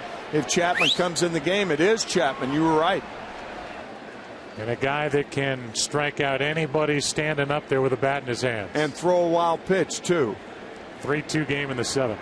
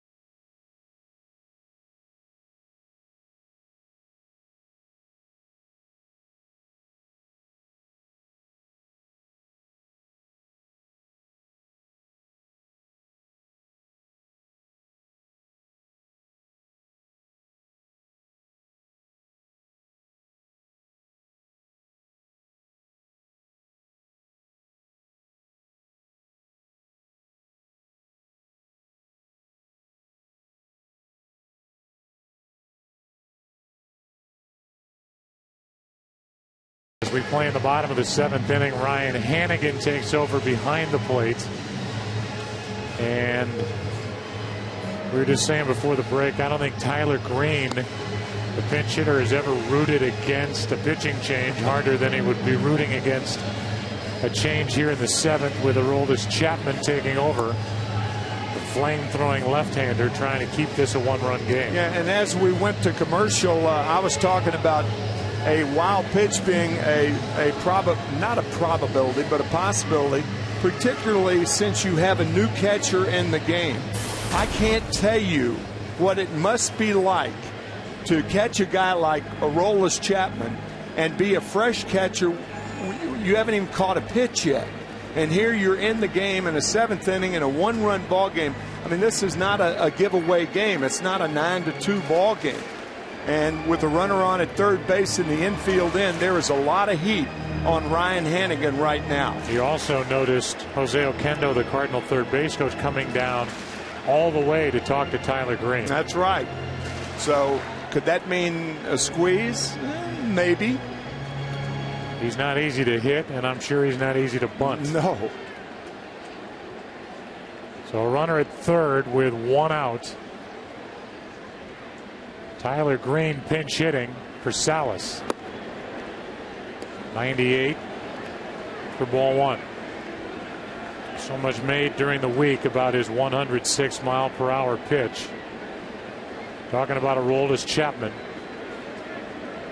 After 4 days off, dealing with some inflammation in his shoulder. Here's the 1-0. 2-0. What's most impressed Dusty Baker is Chapman's ability to throw strikes. He's come out of the bullpen and missed with the first 2. That's why I didn't think Dusty, I beg your pardon, would bring him in a situation like this, where you've got a man on third and less than 2 outs. Good pitch down and in, 2-1. That was a slider from Chapman. He's got a good fastball, a good slider, and a good changeup, and throws 105 miles an hour. So, but a good squeeze situation right here with the count in the Cardinals' favor. Runner at third is Molina. He stays put, and Tyler Green grounds it foul. 2-2. 98-mile-per-hour pitch. Rain picks up Miguel Batista, who started last night's game before a 2-hour, 10-minute rain delay. He's getting ready for St. Louis in their pen.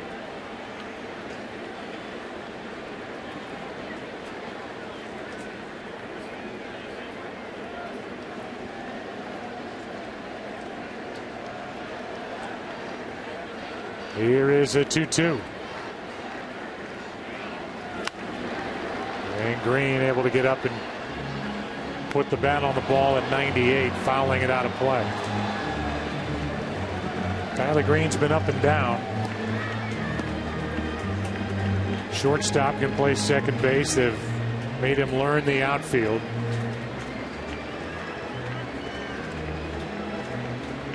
Two bench players just went on the DL. Actually, 2 players. One bench player, Alan Craig, another starter, Skip Schumacher for the Cardinals. More opportunity for some of the young guys. Here's a 2-2. And a check swing. He went. That's out number 2. What a wicked slider to Green. Watch this ball dive down and out of the strike zone, and Tyler Green goes too far.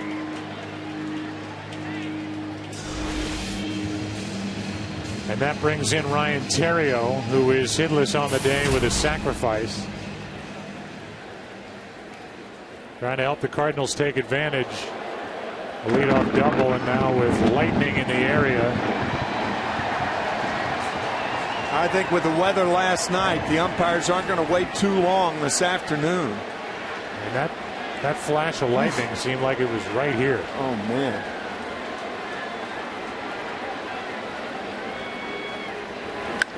Theriot grounds to short. Janish hitting over. So a leadoff double, the bunt, and then Chapman shuts down the inning. We go to the 8th here in St. Louis. Batista will take over. 3-2 Cardinals.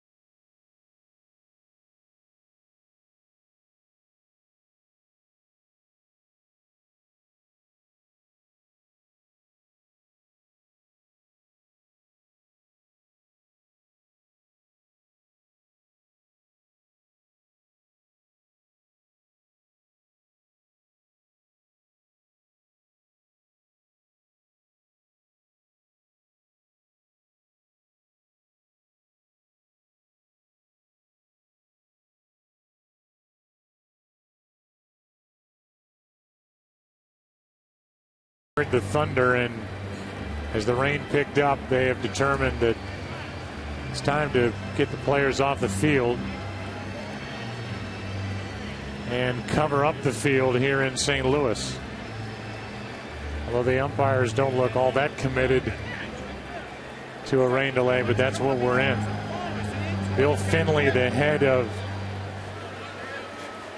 the grounds here at Busch Stadium, came out and gave a report to the umpires.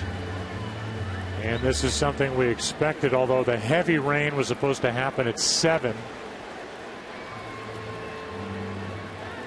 As we look at the Doppler radar, it's thunderstorms all over the place, but it looks like you see St. Louis right in the middle of it.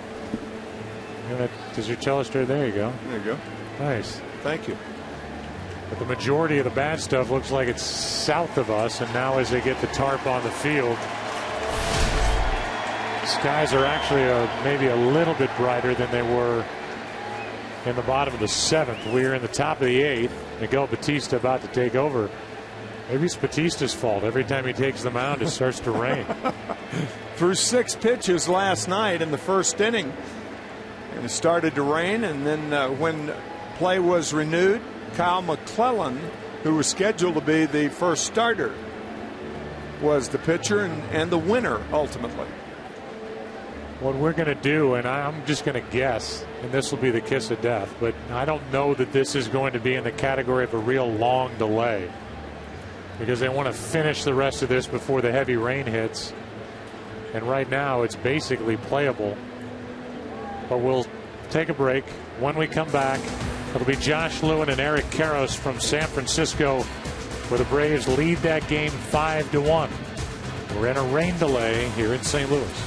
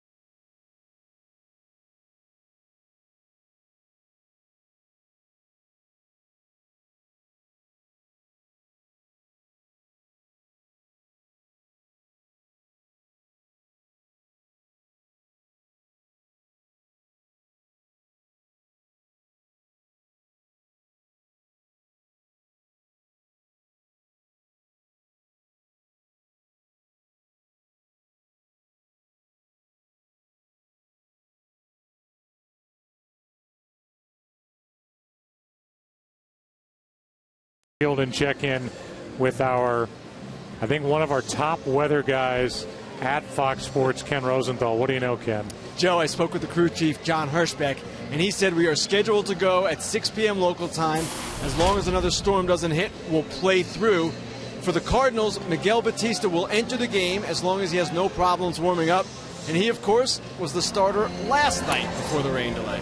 Kenny, can you go through what a high-pressure system is and what that does when it meets a low-pressure system coming through? No, he can't do that.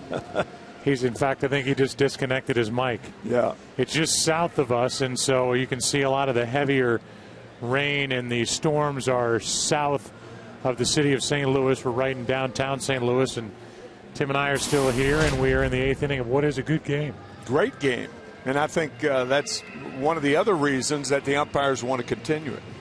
So, by means of a scoring summary, we will give you some of the numbers, and we'll show you some of the highlights as we get ready and prepare for this top of the 8th. Lance Berkman hit a double and then eventually scored on a base hit by David Freese, made it 1-0 in the 3rd inning.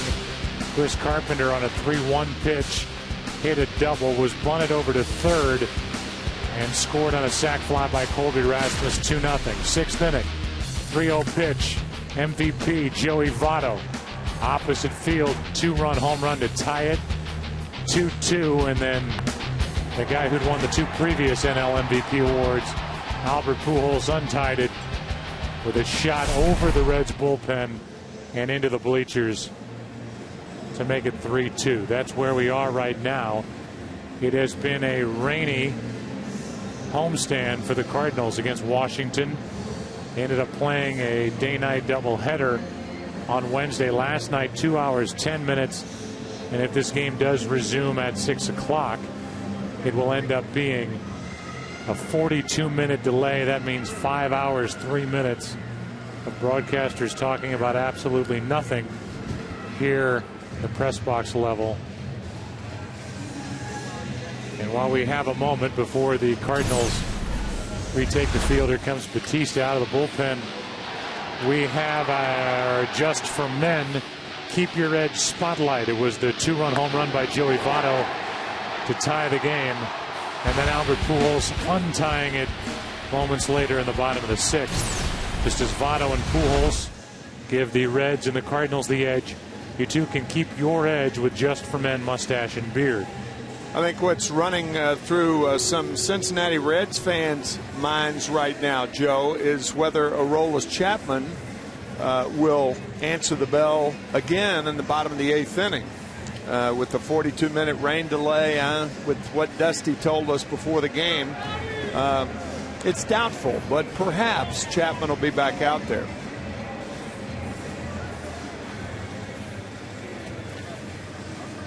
The Cardinals got off to a slow start this season. They started out 2-6. They had a heartbreaking loss here in the home opener.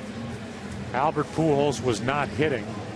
And so because of that, everybody around these parts was wondering what in the world was going on with the St. Louis Cardinals. Our Ken Rosenthal sat down with Albert Pujols prior to today's game, and that was the topic. Don't worry about it because I know what I've done the last 10 years. So if you tell me that it's 1 weekend in the season, that there's only 7 games in the season, then I'll be worried about it. But when you have 162 games to play and knowing that you have a long season ahead of you, and I'm really strong, not just physically, but mentally. That's part of my game that's so strong that I don't let little things like that bother me. I know.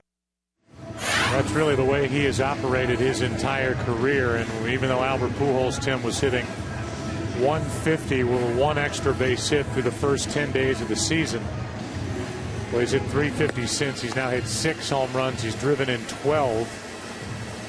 He's done that over the next 11 games. And there is nobody that's watched baseball for more than really hardly any time at all that thought that Albert Pujols would be held down for too long. Now, I was thinking the same thing. You don't have to follow the game that closely to know that Albert Pujols is that 10 games during a season is not a big deal, and it's proven to be the case. Miguel Batista is a guy who has done, Tim, a little bit of everything, and a guy who has an impressive resume, not only with the number of teams he's been with, but the number of roles. So if you need him to start, he can start. He closed games for the Toronto Blue Jays. He was a late inning reliever and a starter for the Arizona Diamondbacks, and that's exactly why he is on this team. He got that weird start last night for 6 pitches, and now here in this game he's in there after warming up, coming onto the field. They have the delay of 42 minutes, and now he's ready to go. 31 saves in 2005 for the Blue Jays, and then 5 years before that, or 4 years before that, pitching so well for the Diamondbacks in their only World Championship season when they beat the Yankees in 7 games in the World Series. He's 40 years old. It's his 24th professional season, his 22nd domestically, and he is ready to go. In fact, in that Game 7 in Arizona, if you folks may remember, Miguel Batista pitched the 8th inning before Randy Johnson and came in and got the win for the Diamondbacks in that remarkable game where Luis Gonzalez hit the broken bat single against Mariano Rivera to win it.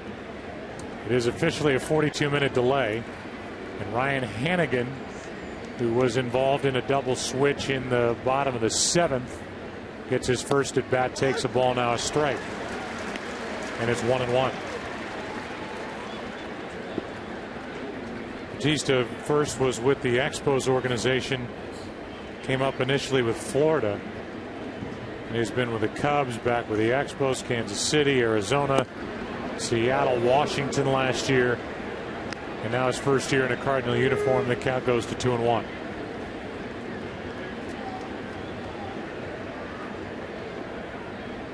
Fernando Salas went 1 inning, struck out 1.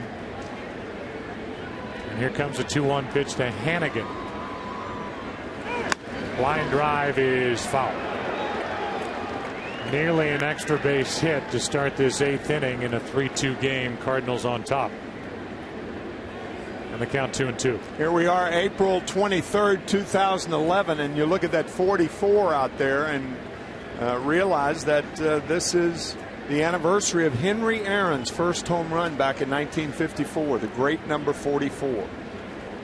The greatest number 44 to ever play the game, and there have been a lot of them. Braves won that game in 14 innings. Here's a 2-2.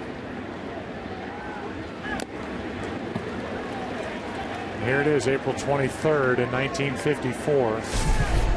Hank Aaron, home run number 1 at Sportsman's Park. Vic Raschi. He was a right fielder in that game, but many of you folks may not know that Henry Aaron played second base in 5 different seasons, and he played as many games as 27 in 1955.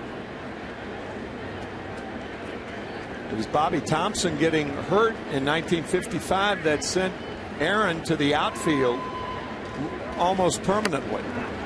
Pitch jams Hannigan, and the play at first for out number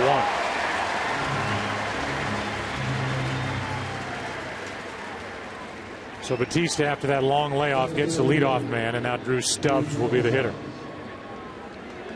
Joe, this is also the anniversary of, unfortunately, the death of David Halberstam, who wrote the Pulitzer Prize winning author, who wrote the great book October 1964 about the Yankees and the Cardinals and the great Cardinals World Championship in 1964. He was a dear friend, and his wife Jean sent me a very, very touching card about a month after David died. I called and tried to get in touch with her,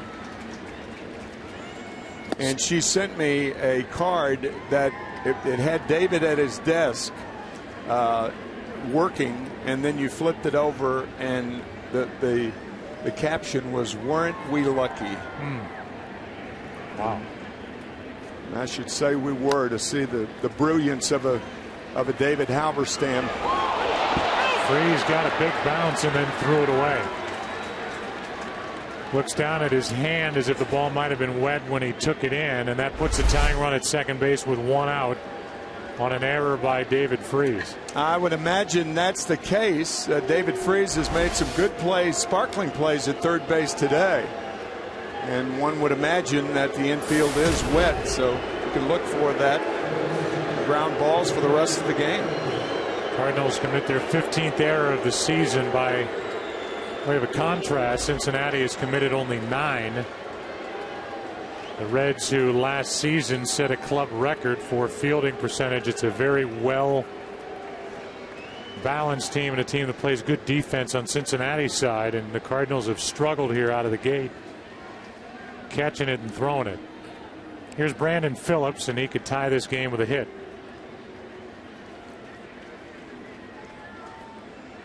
Last night, Phillips went deep into left, his second of the year, and he takes ball 1.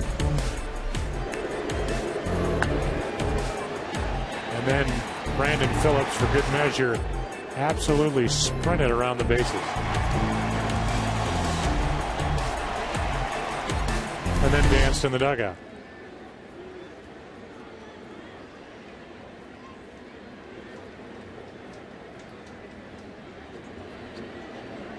Runner at second, 1 out, and a strike makes it 1-1 on Phillips.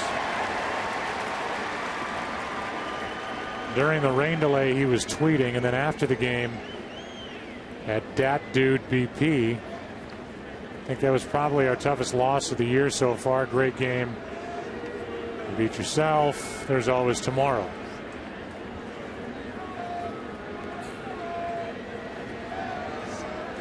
And they count 1 ball, 1 strike.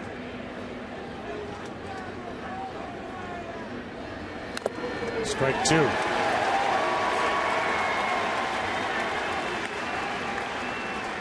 Phillips, who was an absolute steal out of the Indians organization, has done nothing but hit, steal bases, and play a Gold Glove caliber second base for the Reds since they got him in 2007.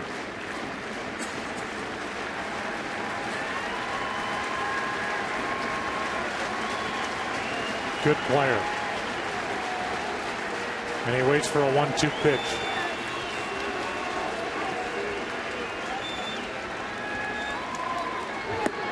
And strikes out, 2 away.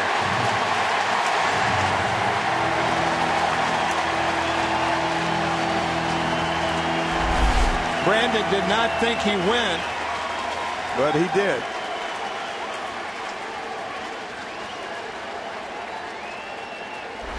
So the strikeout with first base open, 2 out. The Cardinals are going to intentionally walk Joey Votto to pitch to Johnny Gomes. Normally, managers are reluctant to walk the go-ahead run, particularly in the late innings, on base. But here, it's very clear that you do not pitch to Votto. No chance.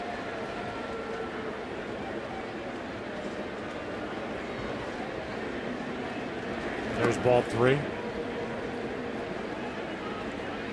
Looks like Batista's having a tough time throwing an intentional ball.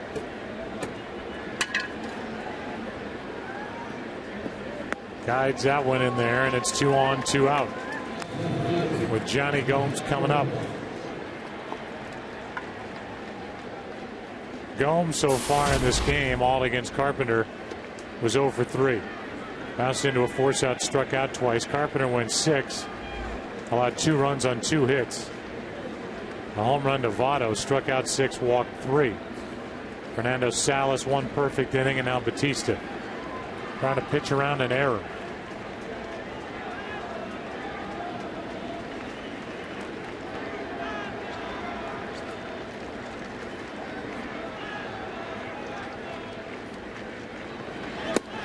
Strike 1.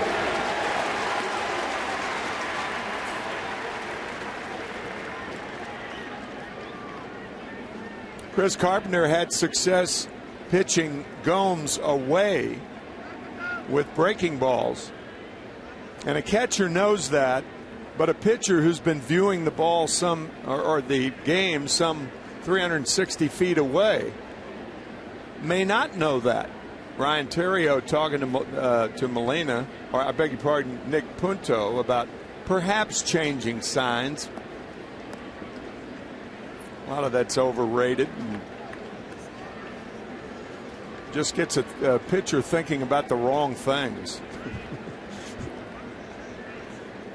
See that note? John Halama is the last guy to start a game and then work in relief the next day. Batista's the first guy to do it since 2005. Here's an 0-1. 2 on, 2 out. Johnny Gomes in a big spot for the Reds. Strike 2.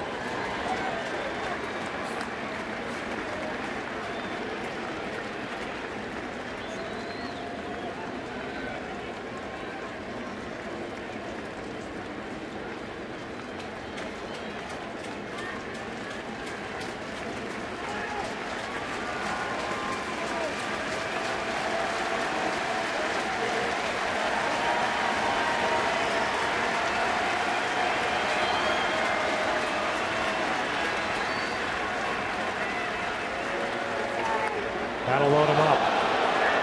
Pitch got away from Batista, and the bases are loaded for Jay Bruce. I'm sure Miguel Batista wishes he did not wipe his pant leg before he threw that pitch.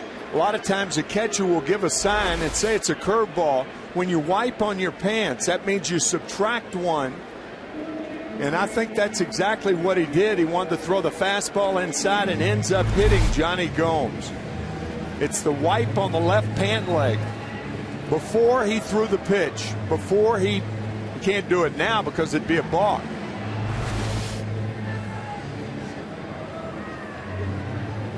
Miguel Batista will give way to Trevor Miller with the bases loaded. Jay Bruce coming up. He's talking to Molina, and I wouldn't say he's arguing, but that was not casual conversation that he had with Yadier Molina. So Trevor Miller in, bases loaded, 2 out. Jay Bruce coming up in a 1-run game in the 8th.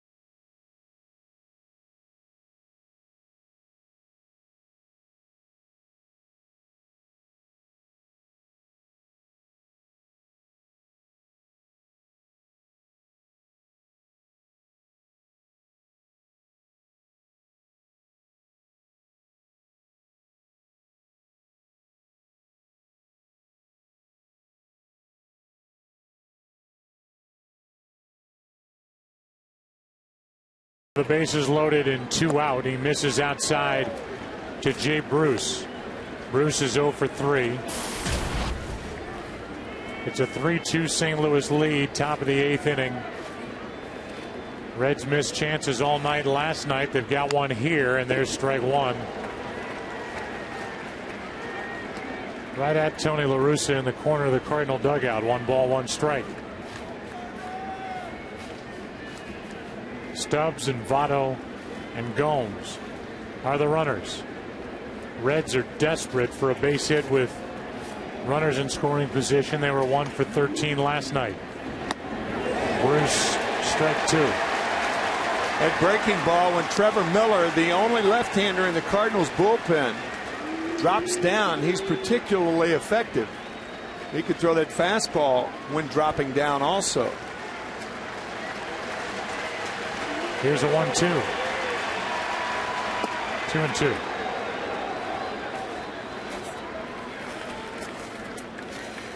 Ryan Franklin, former Cardinal closer, is getting loose in their bullpen. But right now it's Jay Bruce and Trevor Miller. The 2-2. Full count. And there's Ryan Franklin getting loose. Everybody will go. Tying run at third, go ahead run at second with 2 out. Here it is, and he walked him. Tie game.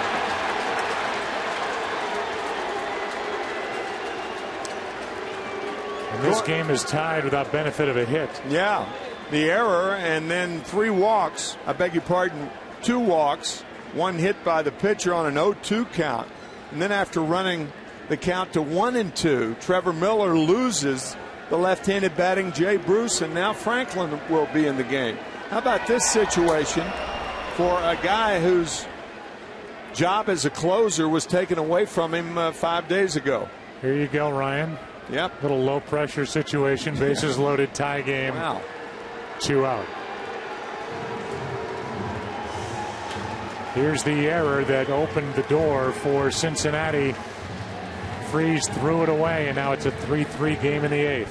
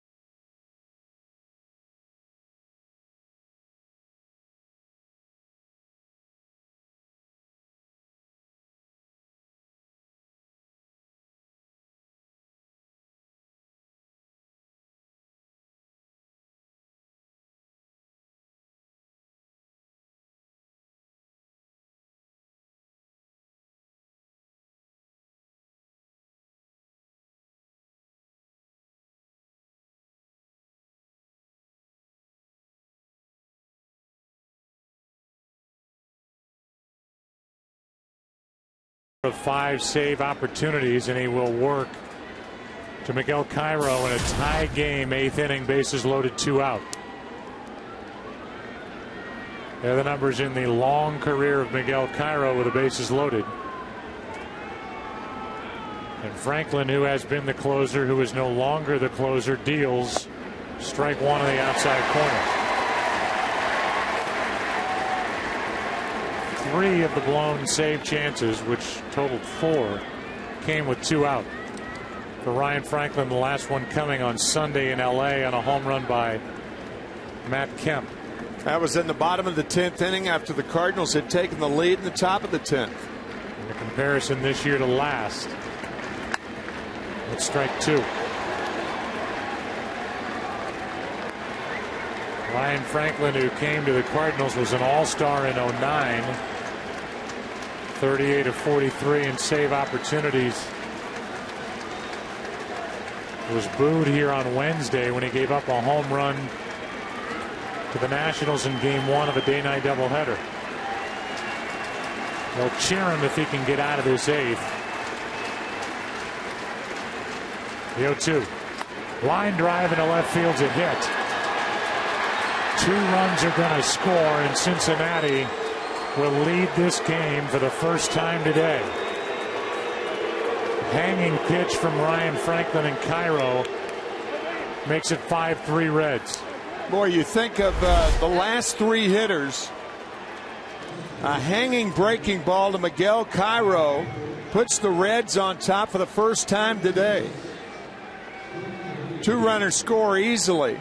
Even Jay Bruce at first base goes to third easily. But an 0-2 hanging slider by Franklin. And now Jeremy Hermida will come off the bench and bat for Chapman. And rocket one into right center field, but it'll hang up. Over to get it is Rasmus. That ends the inning. But not before Cincinnati comes up with 3 in the 8th. And they lead it for the first time this evening, 5-3.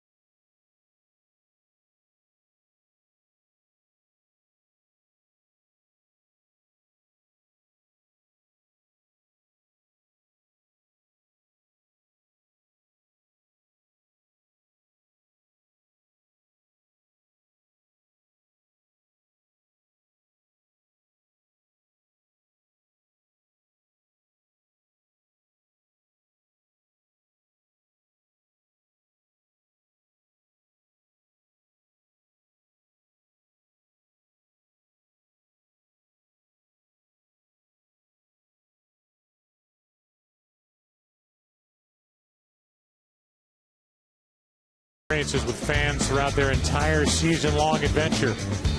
Check out what's going on at MLBFanCave.com. Follow at MLBFanCave on Twitter and MLB Fan Cave page on Facebook. Big 3-run 8th inning for Cincinnati has the Reds on top 5-3. And Logan Ondrusek will take over for Cincinnati with the 2, 3, and 4 hitters coming up for St. Louis.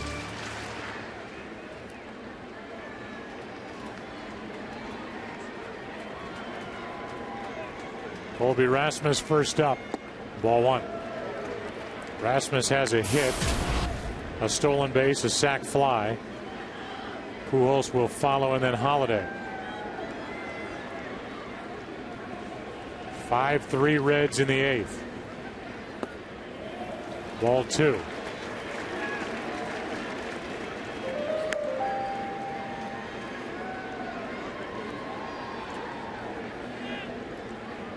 Rasmus hitting .354.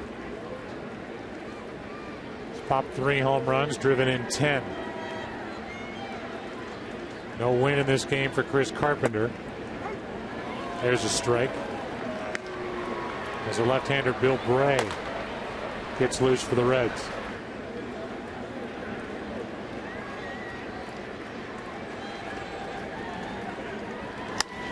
There's one into right for Jay Bruce. 1 out. After the rain, you can almost feel that heavy air coming into Busch Stadium. That ball hit very well, but just a long out for Rasmus. Here's Pujols. Homered his last time up. That was against Travis Wood, who went 6 1/3, 3 runs on 8 hits. Struck out 5, walked 1, allowed a home run. And Andrusik fires a fastball for a strike to Pujols. You can do that with the bases empty and you're up by 2 when Pujols is hitting. Challenge him a bit more. A ball and a strike.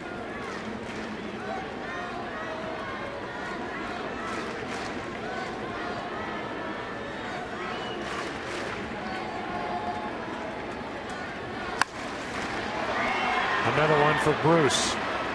Barely had to move, 2 out.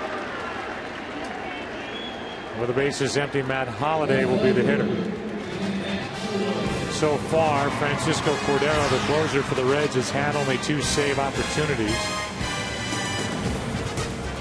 As this game is presented by Budweiser, brought to you by Lexus. Escape convention in the radically new Lexus CT Hybrid. By DirecTV, don't just watch TV, DirecTV. And by Valvoline Next Gen. As Holliday takes a pitch low, ball 1.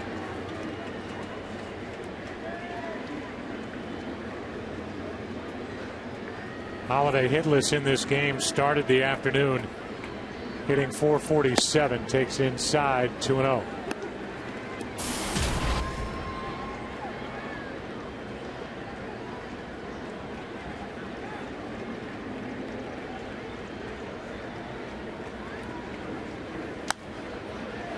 Two balls and a strike.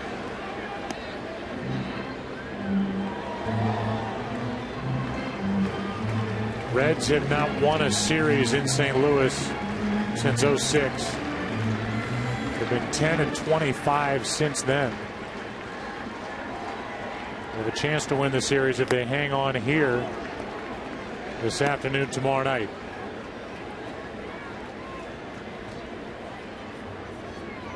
Two balls, 2 strikes on Holliday.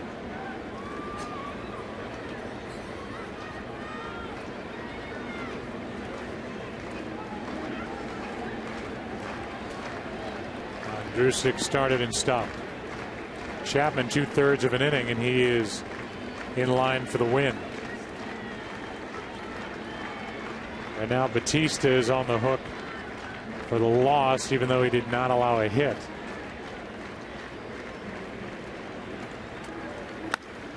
Holliday into right field, and Jay Bruce ties a record. Retires all 3. We go to the 9th inning here in St. Louis on a Saturday night. Reds lead it 5-3.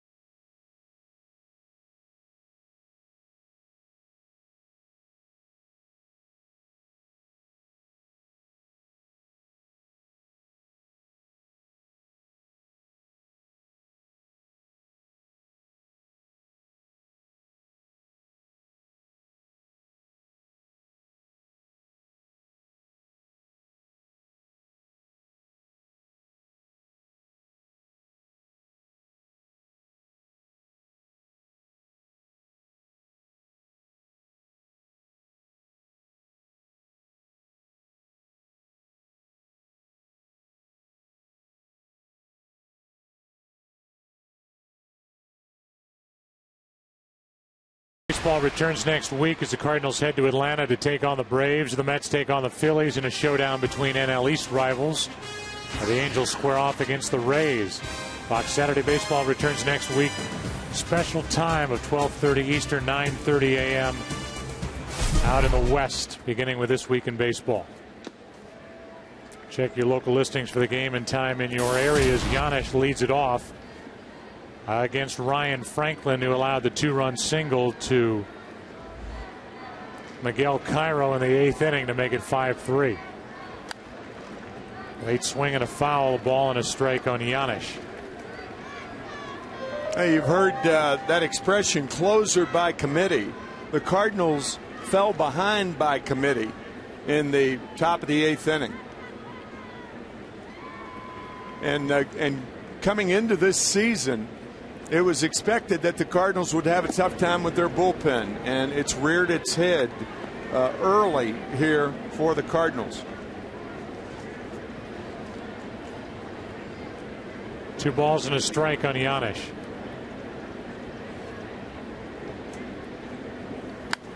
And now 2-2. Francisco Cordero, the closer for the Reds, is getting loose in their bullpen.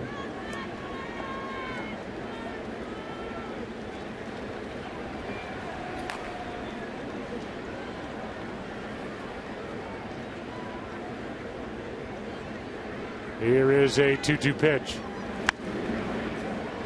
Do it again.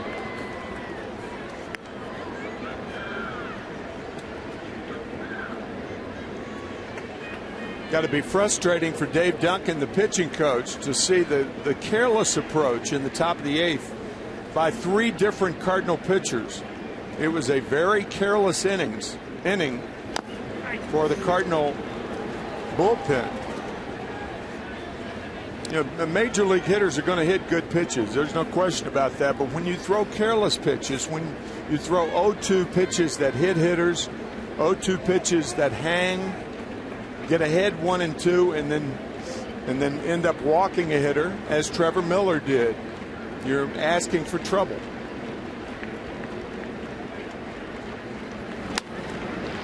Good battle put on here by Giannis.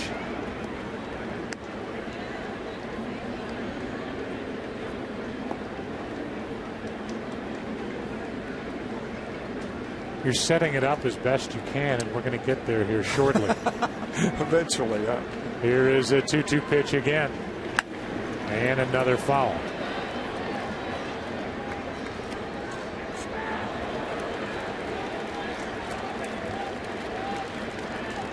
Giannis has singled, struck out, grounded out. Bats in front of Hannigan, the catcher, and then Stubbs. Squirter over to first, and Pujols will flip for the out. One away. And now it's time for the next gen right plays of the game. Well, it's a tough game to play, granted, but it shouldn't be a tough game to think. With the count 0-2, runners on at first and second, Miguel Batista hits Johnny Gomes after being ahead 1-2. 3-2 curveball that ties it up, and then an 0-2 slider. That happened from 3 different Cardinal relievers. So tonight it's falling behind by committee. And it's 5-3 Cincinnati with 1 out, nobody on, and Hannigan is 0 for 1 at the plate. Strike 1.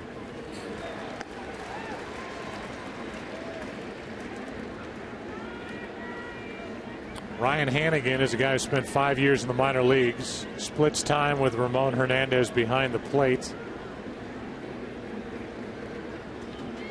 30-year-old catcher. And he shoots one into the right field corner that Berkman won't get to. And that ball hops out of play for a ground rule double. So Hannigan, who was an undrafted player out of Rollins College, who's a very good defensive catcher, is on with a 1-out double to bring in Drew Stubbs. That's a very interesting point, Joe, because you think about the scarcity of catching in the major leagues. And here is an undrafted, a big guy from Rollins College. And you would think that scouts would sign a guy like that just on the come, that he would get bigger, that his arm would get better, bat would make a little noise. Here's a strike to Stubbs. It's not that unusual to see undrafted players, but when you see an undrafted catcher succeed in the major leagues, that's unusual. Stubbs, the guy who hit 22 home runs last year, he's already popped 4 this year. Gets out of the way of ball 1 inside. One of the best compliments you can pay any major league player is when you call him this guy. We started off in the opening tonight, or this afternoon actually, talking about Joey Votto as being this guy, and you said that guy is the guy who won the MVP award last year. And players refer to hitters when they say that guy can hit or this guy's a good player. So guy in baseball is a pretty good term for anybody. Stubbs is one of the better young players in this league. He can run, he's got power, he's jammed here. Hannigan is going back to the bag for some reason, and out at first base is Stubbs. He's hitless on the day,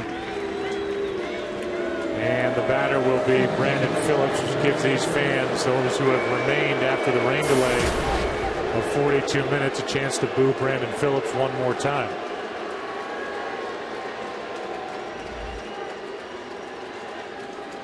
Interesting thing about booing when Phillips is up is that they booed Ryan Franklin on Wednesday, and Phillips came up and they booed him. So now you have a pitcher that's been booed this week and a hitter that was booed all throughout the game and last night too. So healthy boos are spread around here this week. And Ryan Franklin was not too pleased with being booed after giving up a home run in the first game of that day-night doubleheader on Wednesday. And he took the Cardinal fans to task, basically saying, yeah, they're supposed to be the best fans in baseball. Yeah, right. Then thought better of it, called up to the press box and said, look, I'm just frustrated. And who can blame him? A guy who has really been successful here for the Cardinals and has had a rough start. Not emotional about it. This fastball just missing, but Tony La Russa taking up for Ryan, and you know, he's a real good guy and a great guy, in fact, and was frustrated, and what he had to say about the fans, he immediately apologized, and no big deal. Here's a 1-1 to Phillips. Strike 2.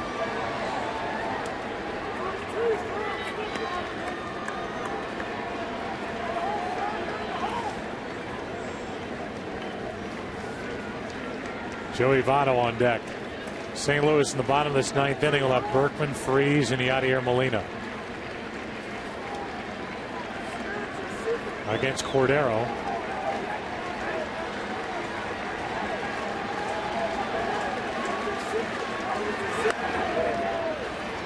That's Terrio. And a wide throw, another Cardinal error. This Cardinal defense has been very poor to start the season.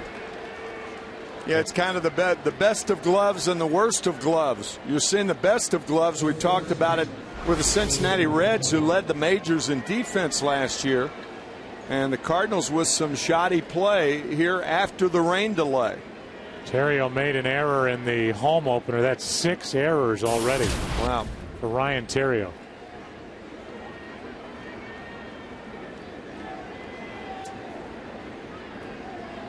And it's first and third, 2 out. And Votto takes a strike. Dave Duncan, the pitching coach for the Cardinals, preaches pitch to contact. Well, that works when you've got good defense up the middle. And the Cardinals in the middle infield spots have got to figure that out here in a hurry, because it has not been good. Broken bat, tough play. Freese, what a pickup. And that's a good play to end the inning. Go to the bottom of the ninth inning. Cardinals coming up against Cordero. Berkman will try and get it started with St. Louis down by 2.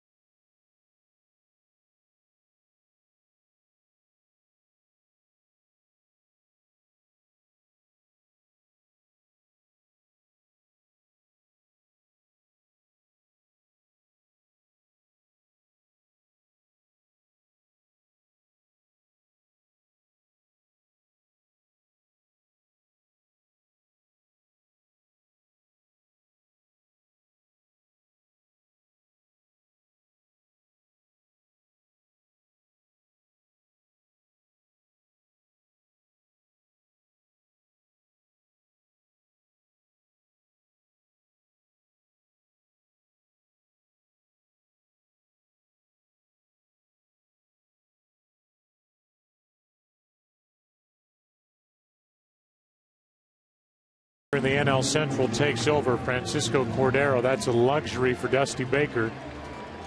He's 2 for 2, so he's been limited in save chances. The guy who had 40 last year has had as many as 49. He was pitching for Texas back in 2004, and he will try and save it for Aroldis Chapman. Berkman takes over, but low ball 1. Perfect inning by Andrusik. And now it's Cordero.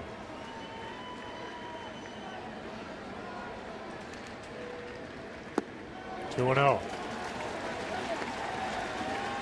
I think you'll see Berkman take a pitch, even though he's hitless against Cordero for his career. And he rips one, caught by Brandon Phillips for out number 1. Good play by Phillips, the Gold Glove second baseman. Berkman not taking. That would have been automatic 25 years ago, but everybody knows the game has changed. Good play by Phillips. And with 1 out, the batter will be David Freese, who's 2 for 3.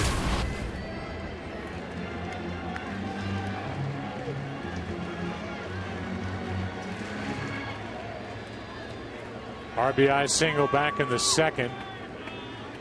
Singled again in the 4th. And he takes a strike.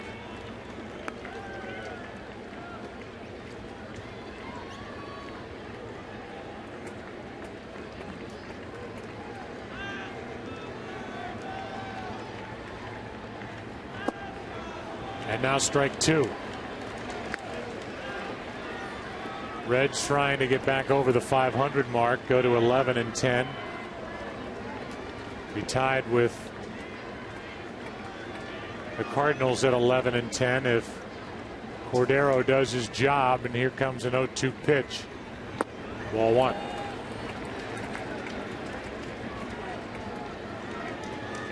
There is a lot to like about this Cincinnati Reds team. Bullpen weapons, the youth, the ability, the rotation depth when they get people back like Homer Bailey and Johnny Cueto. Bench is being tested with the sore shoulder of Scott Rowland. She go position to position around the field, and this is a good Cincinnati club. With a healthy Aroldis Chapman also lurking in the bullpen. What a weapon he is. Giannis stays down on it, 2 out. DirecTV game break. Alex Rodriguez during the weakness time with sore muscle in his side. Here he is up with 2 on, 1 out. This is in the first inning. Knocks home 2 with a double. The Yankees, who are in Baltimore, lead 3-0 in the bottom of the 3rd inning. For most sports in HD, call 1-800-DirecTV. Here is Molina with 2 out, nobody on.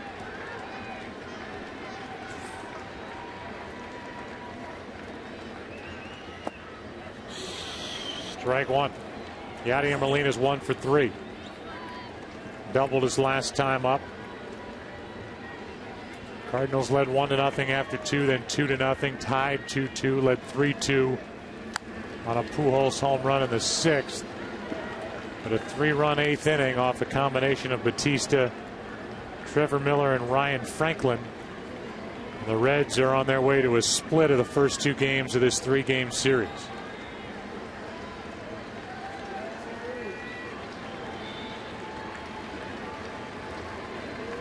Here's an 0-2.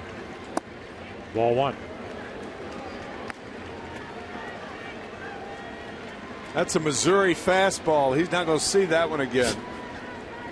That slider's going to go back out off the plate. He did see it again. Nice Here call, is Joe. Cairo. And the game is over. Cincinnati wins it a final of 5-3. And they split the first 2 games of this 3-game set. We'll come back on the other side of the break.